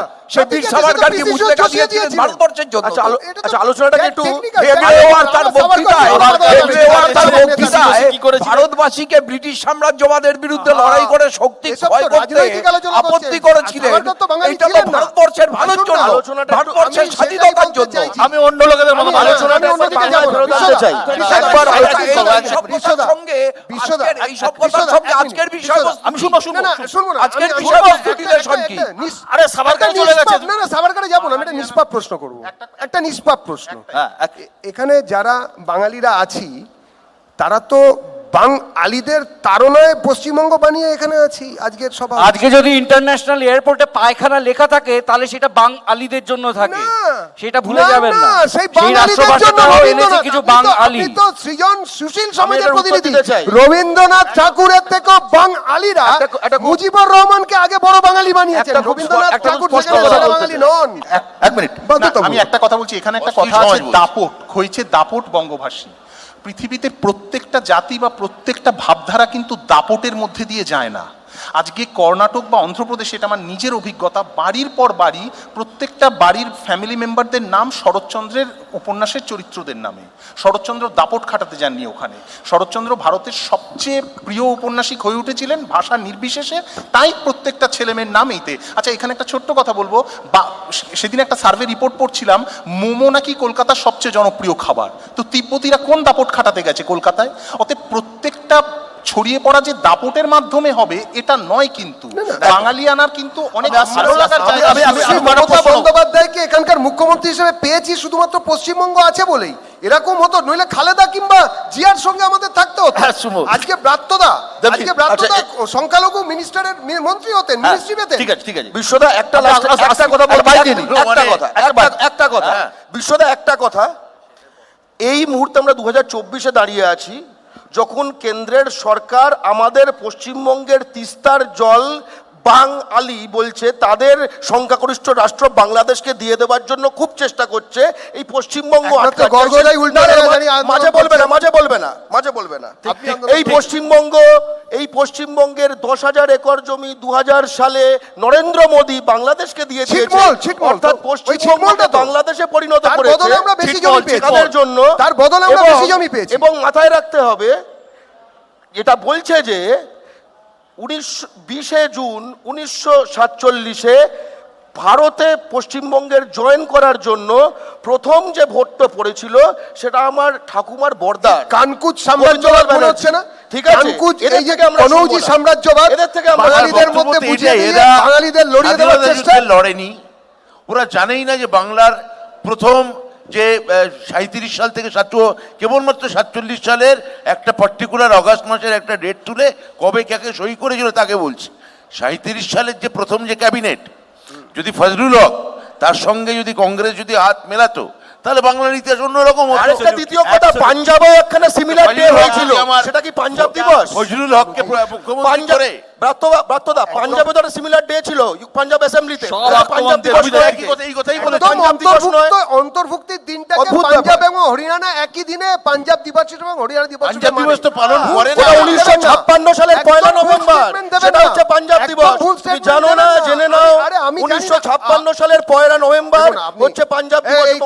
কনৌজি সাম্রাজ্যবাদ মানছি না আমি, এখানকার ভূমিপুত্র বাঙালি ভাই, কনৌজি সাম্রাজ্যবাদ মানছি না। 700 বছর আগে ডিবেটটা অন্যদিকে ঘুরে গেল। আমাদের ব্যাপারটা ছিল বাঙালি সংকটে আছে কি নেই, এটাই তো। এবং আমরা এই বাংলা বলছে, যখন বলছি যে বাংলা সরে যাচ্ছে, বাঙালিরা সরে যাচ্ছে, আমরা শহরের বাঙালি, মূলত কলকাতা শহরের। তার কারণ এই দাপটটা কিন্তু কলকাতা শহরের, দাপটটা বরাবরই ছিল বলে মেদিনীপুর থেকে বিদ্যাসাগর মশাই এখানে পড়তে এসেছিল, এখানে দাপটটা দেখিছে। সুতরাং কলকাতা যদি বিপন্ন হয়, আমি আবার বলছি, দাপটের জায়গাটা কিন্তু আছে, হেজিমনির জায়গাটা আছে। কলকাতা যদি বিপন্ন হয়, বাঙালি বিপন্ন হবেই। শিবাজিদা, বিপন্ন হয়ে যাবে। আবার বলছি, অবশ্যই আমি ব্রাত্যর সঙ্গে সম্পূর্ণ একমত যে তাদের যারা মারোয়ারি বা তাদের কাছে গিরিশ ঘোষ করেছেন, মনমোহন পারে তাদেরকে এখানে এই যে ওই হলটা যেটা আমরা জানি না, কিন্তু সেখানে কাদের পরিচালনা ছিল, কারা পরিচালক, তারা কিভাবে নাটক করবেন, কোন নাটক করবেন, সেটা তারা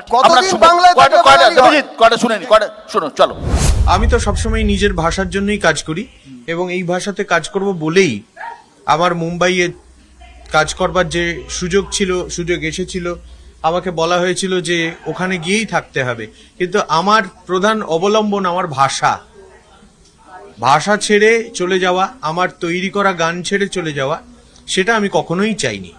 এই নিজের ভাষাকে 1 নম্বরে রাখা, এই প্রবণতা যদি আমাদের সংস্কৃতি মহলে এইভাবে ঢুকে পড়ে, তাহলে সেটা আমাদের ভাষাকে এবং আমাদের সংস্কৃতিকেই আরো এগিয়ে নিয়ে যায়। আরো অন্যান্য মানুষ যখন শহরে এসে থাকে, সে ভাষার উপর একটা চাপ পড়ে। সেই জন্য সে বাঙালি যদি বলে যে seat was very small, then I had to sit হাঁটু মুড়ে, হ্যাঁ, যেটা শুনতেও মজা লাগে, অদ্ভুত লাগে। কেন, কি, কে, কা, যে কোনো জায়গায় বলা হয়। আমার মনে হয় মাতৃভাষা, যাদের মাতৃভাষা তারা একটু যত্নে সংরক্ষণ করুন। অন্য 2-4টে শব্দ ঢুকে গেলে কোনো মহাভারত অশুদ্ধ হবে না, যতক্ষণ আপনি ভাষার প্রতি শ্রদ্ধাশীল। অবাঙালি যারা প্রযোজক এখানে রয়েছেন, তারা মনে প্রাণে বাঙালি, হ্যাঁ, এবং সেটা ভাবতেই হবে সেই জিনিসটা। অবাঙালি বলে আমাদের সেই কোনো অসুবিধা হয় না কমিউনিকেশনে। একটা কসমোপলিটন সিটি হয়ে যাওয়ার কারণে আমরা সেটার একটা এমন দিক অ্যাভেল করতে গিয়ে ফাইনালি কিন্তু আমাদের নিজেদের বাঙালিয়ানাটাকে হারিয়ে ফেলছি। এটা ভীষণ সত্যি কথা। এবং এটা ডিউ টু ইনসিকিউরিটি। কোথাও একটা মনে হচ্ছে আমি লম্বা দৌড়ে থাকতে পারবো তো, আমি এই রেসটার মধ্যে টিকে থাকবো তো, এইটা একটা চরম ইনসিকিউরিটি। হয়তো এই প্রচেষ্টাটায় কোনো ভুল নেই, কিন্তু তাতে কোথাও একটা বাংলা ভাষাকে এবং বাঙালিয়ানাকে খাটো করার প্রচেষ্টাও চলছে। কিন্তু এই অন্যরকম ভাবনাটা যে আমার ভাষার মধ্যে থেকেই ভাবা যায়, এই রাস্তাটা আমরা আর দেখতে চাইছি। আমার যেটা বক্তব্য বিষয় সেটা হচ্ছে যে নতুনের সঙ্গে মানিয়ে নেওয়া একটা খুব গুরুত্বপূর্ণ বিষয়। 1, 2 হচ্ছে ভাষা সবসময় অর্থনীতি নির্ভর, অর্থাৎ যে ভাষা যে জাতির সেই জাতির অর্থনৈতিক যে কাঠামো, সেই কাঠামো যত বেশি উন্নত হবে সেই ভাষা তত ছড়িয়ে পড়বে। আমার মনে হয় না বাংলা ভাষা ঐতিহ্য হারাচ্ছে। আমার মনে হয় ভাষা যে পরিবর্তিত হতে থাকে, রবীন্দ্রনাথের ভাষা আর জীবনানন্দর ভাষা আর পরবর্তীকালে হাংরি জেনারেশনের কবিদের ভাষা যে আলাদা হবে, এটা স্বাভাবিক। সেই পরিবর্তনটা বিবর্তন হিসেবে চলছে। খুবই মানে প্রয়োজনীয় কথাবার্তা ওরা বলেছেন, যারা বললেন, এখন মতামত দিলেন। কথা হচ্ছে যে এই যে উনি আমায় যেটা বললেন যে সংখ্যালঘু মন্ত্রী ইত্যাদি, এখন আওয়ামী লীগের আমি মন্ত্রী হতাম কি হতাম না, খুব খুশি হয়ে শ্যামাপ্রসাদ ফজলুল হকের মুখ্যমন্ত্রীর থেকে অর্থমন্ত্রী নিয়েছিলেন। তো প্রথম জীবনে মন্ত্রী হন যখন শ্যামাপ্রসাদ, তার মন্ত্রী তো নেহেরু নন, তার বস তো ফজলুল হক। তাহলে মন্ত্রী হওয়ার জন্যে ফজলুল হকের সঙ্গে গিয়ে মন্ত্রী হতে উনি রাজি আছেন, বিখ্যাত শ্যামা হক মন্ত্রী। এবং ফজলুল হক তার আগে পাকিস্তান প্রস্তাব নিজে পেশ করেছেন 40 সালে, আর শ্যামাপ্রসাদ ঢুকছেন 43 সালে। মানে কি টাইপের ধান্দাবাজ, জালি অপরচুনিস্ট। এই তো ভাষা এই একদম বাংলা ভাষা। অবশ্যই আমি বলবো, কারণ সে জিরাটের লোক, আমার দেশের বাড়ির লোক, তোমার দেশের বাড়ির লোক না। হুগলি জেলা আমার দেশের বাড়ির লোক, ঠিক আছে? আমার কথা হচ্ছে যে এই অবস্থা থেকে বেরোনোর জন্যই তো এটা হয়েছিল। আমি আবার প্রশ্ন করছি এই সবার কাছে, আমি সব থেকে বোধহয় কম শিক্ষিত, আমি সবাই এখানে আছেন, অধ্যাপক আছেন, আরও অনেকে আছেন, বর্ষিয়ান রাজনীতিকরা রয়েছেন, শুধু বলুন না বাঙালি কে, আপনার মতে কে বাঙালি, এটাই বলুন না। আপনার মতে কে? হিন্দু বাঙালি বাঙালি শিখতে চাইছি। আপনার মতে হিন্দু বাঙালি বাঙালি, বাকিরা বাঙালি নয়। আমি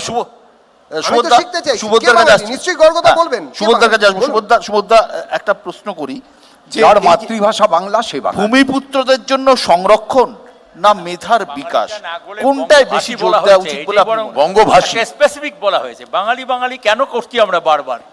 বঙ্গভাষী যে বলা হয়েছে একদম এটা স্পেসিফিক, এবং এই বঙ্গভাষী বলেন তারা সবাই বাঙালি নন, এবং বাঙালিটাকে বোধহয় জোর করে আনছি আমরা আলী উপর জোর দেওয়ার জন্য। এই কথাটাকে সাপোর্ট করি, তার কারণটা হচ্ছে বঙ্গভাষী। অবশ্যই, কারণ বাংলার ভূমিপুত্র, বলছি আমি বাংলার ভূমিপুত্রদের বঙ্গভাষী যেখানে যে দাপট দেখাচ্ছে, এখন আমরা যার দাপটটা কমেছে সেটা হচ্ছে কলকাতার বঙ্গভাষী, অর্থাৎ উচ্চ মধ্যবিত্তের দাপট একদম। তার কারণ হচ্ছে আবার আমাকে যেতে উত্তরবঙ্গে, উত্তরবঙ্গের রাজবংশী ভাষাকে কলকাতার যারা মানে তথাকথিত শিক্ষিত কবি সাহিত্যিক তারা বলেছেন বাহে। কিসের জন্য? না বাহে ভাষা। এবং ওই কিসের জন্য? একটাই উদ্দেশ্য, যে রাজবংশী ভাষাকে হেয় প্রতিপন্ন করার জন্য। যেভাবে ওই আপনারা উড়ে ইত্যাদির ব্যাপারগুলো নিয়ে এলেন, ঠিক একইভাবে হেয় প্রতিপন্ন করার জন্য তাদেরকে বলা হতো বাহে ভাষা। এবং এই যে দাপট যারা দেখাতেন, সেই দাপটটা আস্তে আস্তে কমছে। কারণ রিয়াকশন আসছে, রিয়াকশন আসছে, তো রিয়াকশনের ফলে এটা হতেই হবে, দাপট কমবেই। এটা সারা পৃথিবীর সংকট, এটা শুধুমাত্র পশ্চিমবঙ্গের কোনো সংকট নয়, বা এটা অনেকটাই মাইন্ডসেট। একজন কিভাবে দেখছেন বাংলা ভাষাকে বা রাজবংশী ভাষাকে। বাংলা ভাষাকেও তো এখন শুনলেন যে অনেকে খাটো করতে চায়, ঠিক বাঙালিরা অন্যান্য ভাষাকেও খাটো করতে চায়। এটা তো সারা পৃথিবীতে একই ঘটনা। ফরাসিরা সারা জীবন বলেছে ইংরেজরা কোনো সভ্য জাতি নয়। যদি কখনো কোনো ইংরেজ মহোদয় এসে ফরাসি মহিলা মানে এসে তার সঙ্গে আলাপ হয়, বলে আপনি অক্সফোর্ড থেকে পড়ে এসেছেন, কী নিয়ে পড়েছেন? আপনি অক্সফোর্ডে ব্যাডমিন্টন নিয়ে পড়েছেন, এইসব বলতো। মানে আপনাদের কালচারটা, এই যে কালচার আর ওই যে কালচার, এই ওরা আর আমরা, কালচার ভার্সেস সাব কালচার। এবং এটা এক মিনিট, আপনি যখন বলেছেন এই যে একটা এখন যুগ হচ্ছে সম্পূর্ণ, যেটা ভূমিপুত্রের কথা বলা হলো, আমি মনে করি প্রত্যেকটি মানুষই হচ্ছে আদিবাসী, ভাষার দিক থেকে এবং সংস্কৃতির দিক থেকে। কখনো আমি দাবি করতে পারি না আমি কলকাতার একটা উঁচু বাড়িতে থাকি বলে আমি আদিবাসী নই। প্রত্যেকটা মানুষই আসলে প্রত্যেকের শরীরে আদিবাসীর রক্ত রয়ে গেছে। আদিবাসী বলে আলাদা কিছু হয় না, সেটা হচ্ছে এই শিডিউল ঠিক করবে কারা আদিবাসীকে কারা আদিবাসী নয়। কিন্তু আমি একজন লেখক হিসেবে মনে করি আমরা প্রত্যেকেই ভট্টাচার্য, এতক্ষণ শুনে আমার কানে ব্যথা করছে, বন্দ্যোপাধ্যায় মুখোপাধ্যায় ভট্টাচার্য যেটা শুনে, আর আলী শুনে আমার কান ব্যথা করছে। আমাকে না রাখলেই পারতেন, আমি এগুলো নিতে পারি না।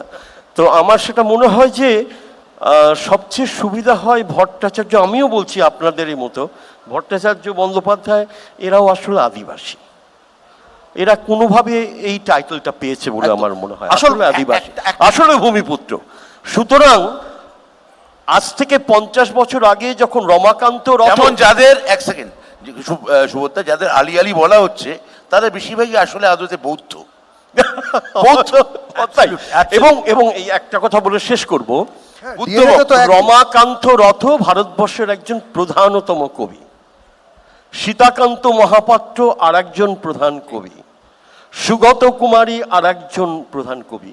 এরা 50 বছর আগে আমাকে ব্যক্তিগতভাবে বলেছেন, এবং সারা উড়িষ্যায় গিয়ে আমি দেখে এসেছি কি প্রবল পরিমাণে তাদের প্রত্যেকের বাড়িতে ঘরে ঘরে বাংলা বই। আর আজকে উড়িষ্যার সবচেয়ে বড় যত ভারতবর্ষের আইএস ক্যাডার এবং টপার সব উড়িষ্যা থেকে। আমরা কবে কে কি বলেছি, কি ঠাট্টা করে, কি মালি, কি এসব, এগুলো কোনো ধোপে টিকবে না। যেভাবে রবীন্দ্রনাথের অমিত রায়ে হয়েছিলেন, সেভাবে বাঙালি কখনো বাঙালি হবে না। একদম, এটাই আজকে সবার সিদ্ধান্ত। আমি গর্গর কাছে আসছি। গর্গর যে একটা স্পেসিফিক ছোট্ট করে উত্তর দাও। এই যে তুমি ধরো যে তুমি বারবার ভূমিপুত্রদের সংরক্ষণের দাবির কথা বলছো, বারবার বলছো, কিন্তু এ ধরনের তুমি ভাষণেও বলেছিলে এ ধরনের সংরক্ষণ তো সংবিধান বিরোধী।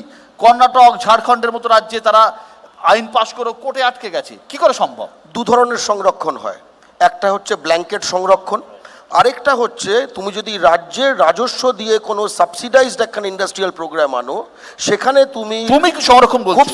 খুব স্পষ্ট তো বলছি, এই যে ইন্ডাস্ট্রিয়াল পার্ক। না, আপনি তো ডোমিসাইল সংরক্ষণের কথা বলেছেন। হ্যাঁ, ডোমিসাইলের কথা বলছি। তুমি যদি ব্ল্যাঙ্কেট করে দাও যে যেখানে প্রাইভেট ল্যান্ডে করে দিল সংরক্ষণ, এটা সংবিধান বিরোধী। হরিয়ানারটা স্ট্রাইক ডাউন হয়েছে, একদম। অন্ধ্রপ্রদেশেরটা এবং ঝাড়খণ্ডেরটা স্ট্রাইক ডাউন হয়নি, কারণ তারা ইন্ডাস্ট্রিয়াল পলিসিতে স্টেট গভর্নমেন্ট যে সাবসিডি দিচ্ছে, তাই স্টেট সিটিজেন যারা, তাদের অগ্রাধিকারের তোমার জায়গা কিন্তু কোনো, যে কারণে সব তো কোর্টে আটকে গেছে। না না, একদম না, শুধু হরিয়ানা আটকেছে। রাহুল, তুমি রাজনীতির লোক নয়, প্লিজ। তুমি রাজনীতির লোক নয়, তুমি বলো যে ভূমিপুত্রদের জন্য সংরক্ষণ না মেধার বিকাশ, কোনটায় বেশি জোর দেওয়া উচিত? আমি সবসময় মেধার বিকাশে আছি, কারণ ভূমিপুত্র সংরক্ষণে আমি তাহলে কি গোর্খা মানুষদের কথা ভুলে যাব? ওরা মানে শুধু বাঙালি বাঙালি বলছি, বাঙালি বলা হচ্ছে না, পশ্চিমবঙ্গের পার্মানেন্ট ভূমিপুত্র না, আমি বলছি মেধার বিকাশ। তাহলে পুনেতেও যদি এই একই জিনিস চালু করা হয়, ব্যাঙ্গালোরে যদি এক জিনিস চালু করা হয়, আমার বিজ্ঞানের ছাত্র বন্ধুরা কি করবে? ব্যাঙ্গালোর যদি বলে কর্ণাটকা রাখবো, পুনে যদি বলে মহারাষ্ট্র রাখবো, সংরক্ষণ চাইছেন পুনে ব্যাঙ্গালোরে, তাহলে বাঙালির কি হবে? বলছেন মানে এখানে যারা থাকেন, আসামে যেরকম ভাবে তাড়িয়ে দেওয়া হয়েছে সেটা হবে? টিটাগড় ওই মজুরদের সংরক্ষণ চাই। প্রবলেম যদি ইম্পোর্ট হয়ে থাকে, আমরা নতুন কনসাইনমেন্ট আনতে চাই, এটাই বলা। আমি বলছি বাইরে থাকা বাঙালিদের কথা আমরা ভুলে যাব। সংরক্ষণ কি? গত কয়েক বছরের ট্রেন্ড অনুযায়ী আমরা দেখছি যে এই রাজ্যে থাকা অবাঙালিদের একটা বড় অংশ বিজেপিকে ভোট দেয়। এই বাঙালি অবাঙালি ইস্যুর সঙ্গে এই ভোট অঙ্কের কি কোনো সম্পর্ক আছে? আপনি আপনার কথাটা অংশত সত্য, অংশত সত্য। বলুন, লোকসভায় ভোট দেয়, বিধানসভায় দেয় না। লোকসভায় কেন দেয়? কেননা সংসদ মেঘলা। এটাও কোনো অবাঙালি বাঙালি বলে নয়, এক ধরনের সংখ্যালঘু মনস্তত্ত্ব কাজ করে। সংখ্যালঘু মনস্তত্ত্ব দেখছে যে আমাকে, সংখ্যালঘু মনস্তত্ত্ব সবসময় বিপন্ন যেখানে থাকে সেটা কখনো ধর্মগত অর্থে হতে পারে, সম্প্রদায়গত অর্থে হতে পারে, আবার ভাষাগত অর্থে হতে পারে, সংস্কৃতি, আবার সংস্কৃতিগত অর্থেও কেউ নিজেকে সংখ্যালঘু বলে মনে করতে পারে। ফলে সেখানে যখন দেখতে পাচ্ছে যে আমাকে রক্ষা করার জন্যে এখানকার স্থানীয় সংখ্যাগুরু সরকারের থেকে আরও কোনো বড় সরকার আছে, তার সঙ্গে থাকাই ভালো। আবার যখন সেটা বিধানসভা আসছে, তখন তার মনস্তত্ত্ব কাজ করছে যে ওরা আমাকে বাঁচাতে পারবেন না, আমাকে বাঁচাতে পারেন স্থানীয় আমার মাথার উপর যিনি আছেন, মমতা বন্দ্যোপাধ্যায়, তিনি বাঁচাতে পারবেন। অংশত একদম। আমি একটা ফেয়ার আসবো, আকাশ অংশত মেঘলা থাকবে। আমি একটু তন্ময়দা যে কথাটা ব্রাত্য বসু বললেন যে অংশ তো সত্য, আমি মেনে নিলাম অংশ তো সত্য, লোকসভা নির্বাচনে তারা বিজেপিকে ভোট দিচ্ছেন, বিধানসভা নির্বাচনে তারা তৃণমূল কংগ্রেসকে ভোট দিচ্ছেন। এই যে বাইনারি তৈরি হয়ে গেছে, একদিকে নট নেসেসারিলি, এর হ্যাঁ নট নেসেসারিলি আমি বলছি। হ্যাঁ, আপনারা কোথায় আছেন এর মধ্যে? আপনারা আপনি বাম বা কংগ্রেস? পার্থবাবুর কথা যে অংশত সত্য, ওইটাই পুরোপুরি মানি না। তার কারণ হচ্ছে বিধানসভা ভোটেই রাজবংশীরা বিজেপিকে ভোট দিয়েছে। কেন দিয়েছে? পার্থবাবু শেষ যে কথাটা বলেছে বললাম আমি, কেন বলেছে, কেন দিয়েছে, যে না পঞ্চায়েত ইলেকশন থেকে আরম্ভ করে সমস্ত ইলেকশনে তৃণমূল কংগ্রেস থেকে যে অত্যাচার করা হয়েছিল, ওখানকার মানুষ মনে করলো, বর্ডার এলাকার মানুষ মনে করলো যে বিজেপি আমাদেরকে রক্ষা করবে। আমি এটা নিশ্চিতভাবেই মনে করি যে কেউ কারো নির্দিষ্ট ভোটার নয়, কেউ নয়, ভোটার কারণ নয়, কেউ কারোর নির্দিষ্ট ভোটার নয়। যদি কেউ নির্দিষ্ট ভোটার হতো তাহলে বামফ্রন্ট সরকার যেত না। যদি কেউ নির্দিষ্ট ভোটার হতো তাহলে তৃণমূল কংগ্রেস গতবারে 22টা লোকসভা জিতত না, এবারের মতো 29-30টাই জিতত এর আগের লোকসভা নির্বাচনে। একটা নির্দিষ্ট নির্বাচনে ভোটার সেই নির্বাচনকে সামনে রেখে তিনি তার মতো করে ইস্যু ঠিক করেন, ভোট দেন। এই নির্বাচনে তিনি মনে করেছেন লোকসভা নির্বাচনে বামপন্থীদেরকে ভোট দিয়ে লাভ নেই, বামপন্থীদের ভোট দেননি। ইট ডাজ নট মিন আগামী নির্বাচনে তিনি মনে করবেন বামপন্থীদের ভোট দিয়ে লাভ নেই।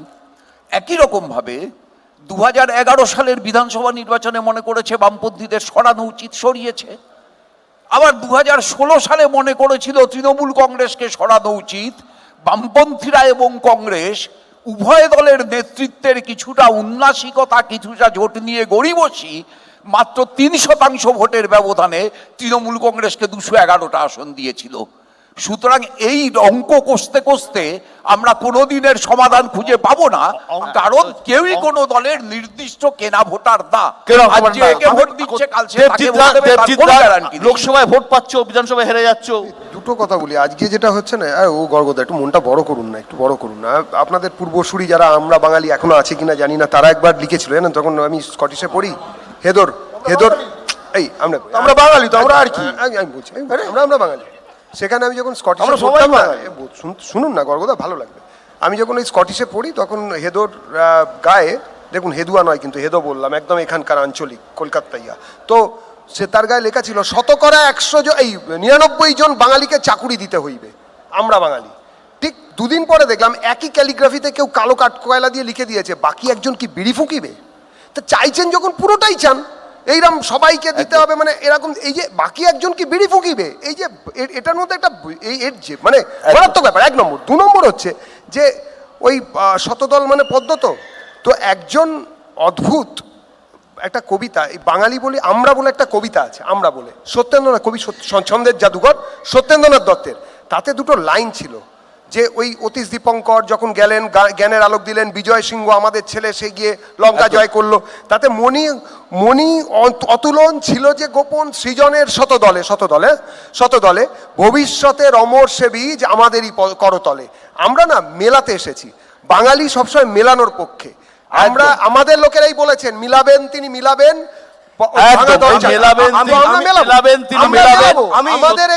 আমাদের এখানে যারা কাজ করতে আসবে তাদেরকেও জায়গা দেবো, আমাদের লোকেরাও বাইরে যাবে, তাদের ওখান থেকে যাতে পালিয়ে না আসতে হয়। এই আঞ্চলিকতা, প্রখর আঞ্চলিকতাবাদের, আমি সত্যেন্দ্র দত্তর সেটা যেন না হয়। আমি মাইকেল মধুসূদন দত্তের একটা লাইন মেঘনাদ বধ কাব্য থেকে বলতে চাই, ঠিক আছে? যদি গুণবান হয় পরজন, নির্গুণ স্বজন শ্রেয়, পর সদা। ভাই নিজের লোক, সকলে রাবণের ছেলে বলেছিল, আলোচনা তর্ক বিতর্ক সবই চলতে থাকবে, তবে পুঁজির জোর কমছে বলে কি ধীরে ধীরে বাঙালির দাপট করছে, এ প্রশ্নটা কিন্তু থেকেই যাবে। সব সমস্যার সমাধান হয়ে যাবে কোনো মন্ত্র বলে। টাইম মেশিনে যদি আমরা 1911 ওদিকে চলে যাই, যখন বাংলা কলকাতা হচ্ছে ভারতের রাজধানী ছিল সবকিছু, তাহলে ওই দাপট আবার ফিরে আসবে। একদম এই জায়গাটা আমাদের মাথায় রাখতে হবে। একদম অনেক ধন্যবাদ। হ্যাঁ, কবিরা সবসময় ঠিক বলেন না। এই যে ডিএল রায় বলেছিলেন যে জাপানে গড়িল বঙ্গদেশ উপনিবেশ, আমি জানতে চাই জাপানে কবে বাংলা উপনিবেশ গড়েছে, আমার একটু জানিয়ে দাও। অনেক অনেক ধন্যবাদ আজকে আমাদের সঙ্গে থাকার জন্য।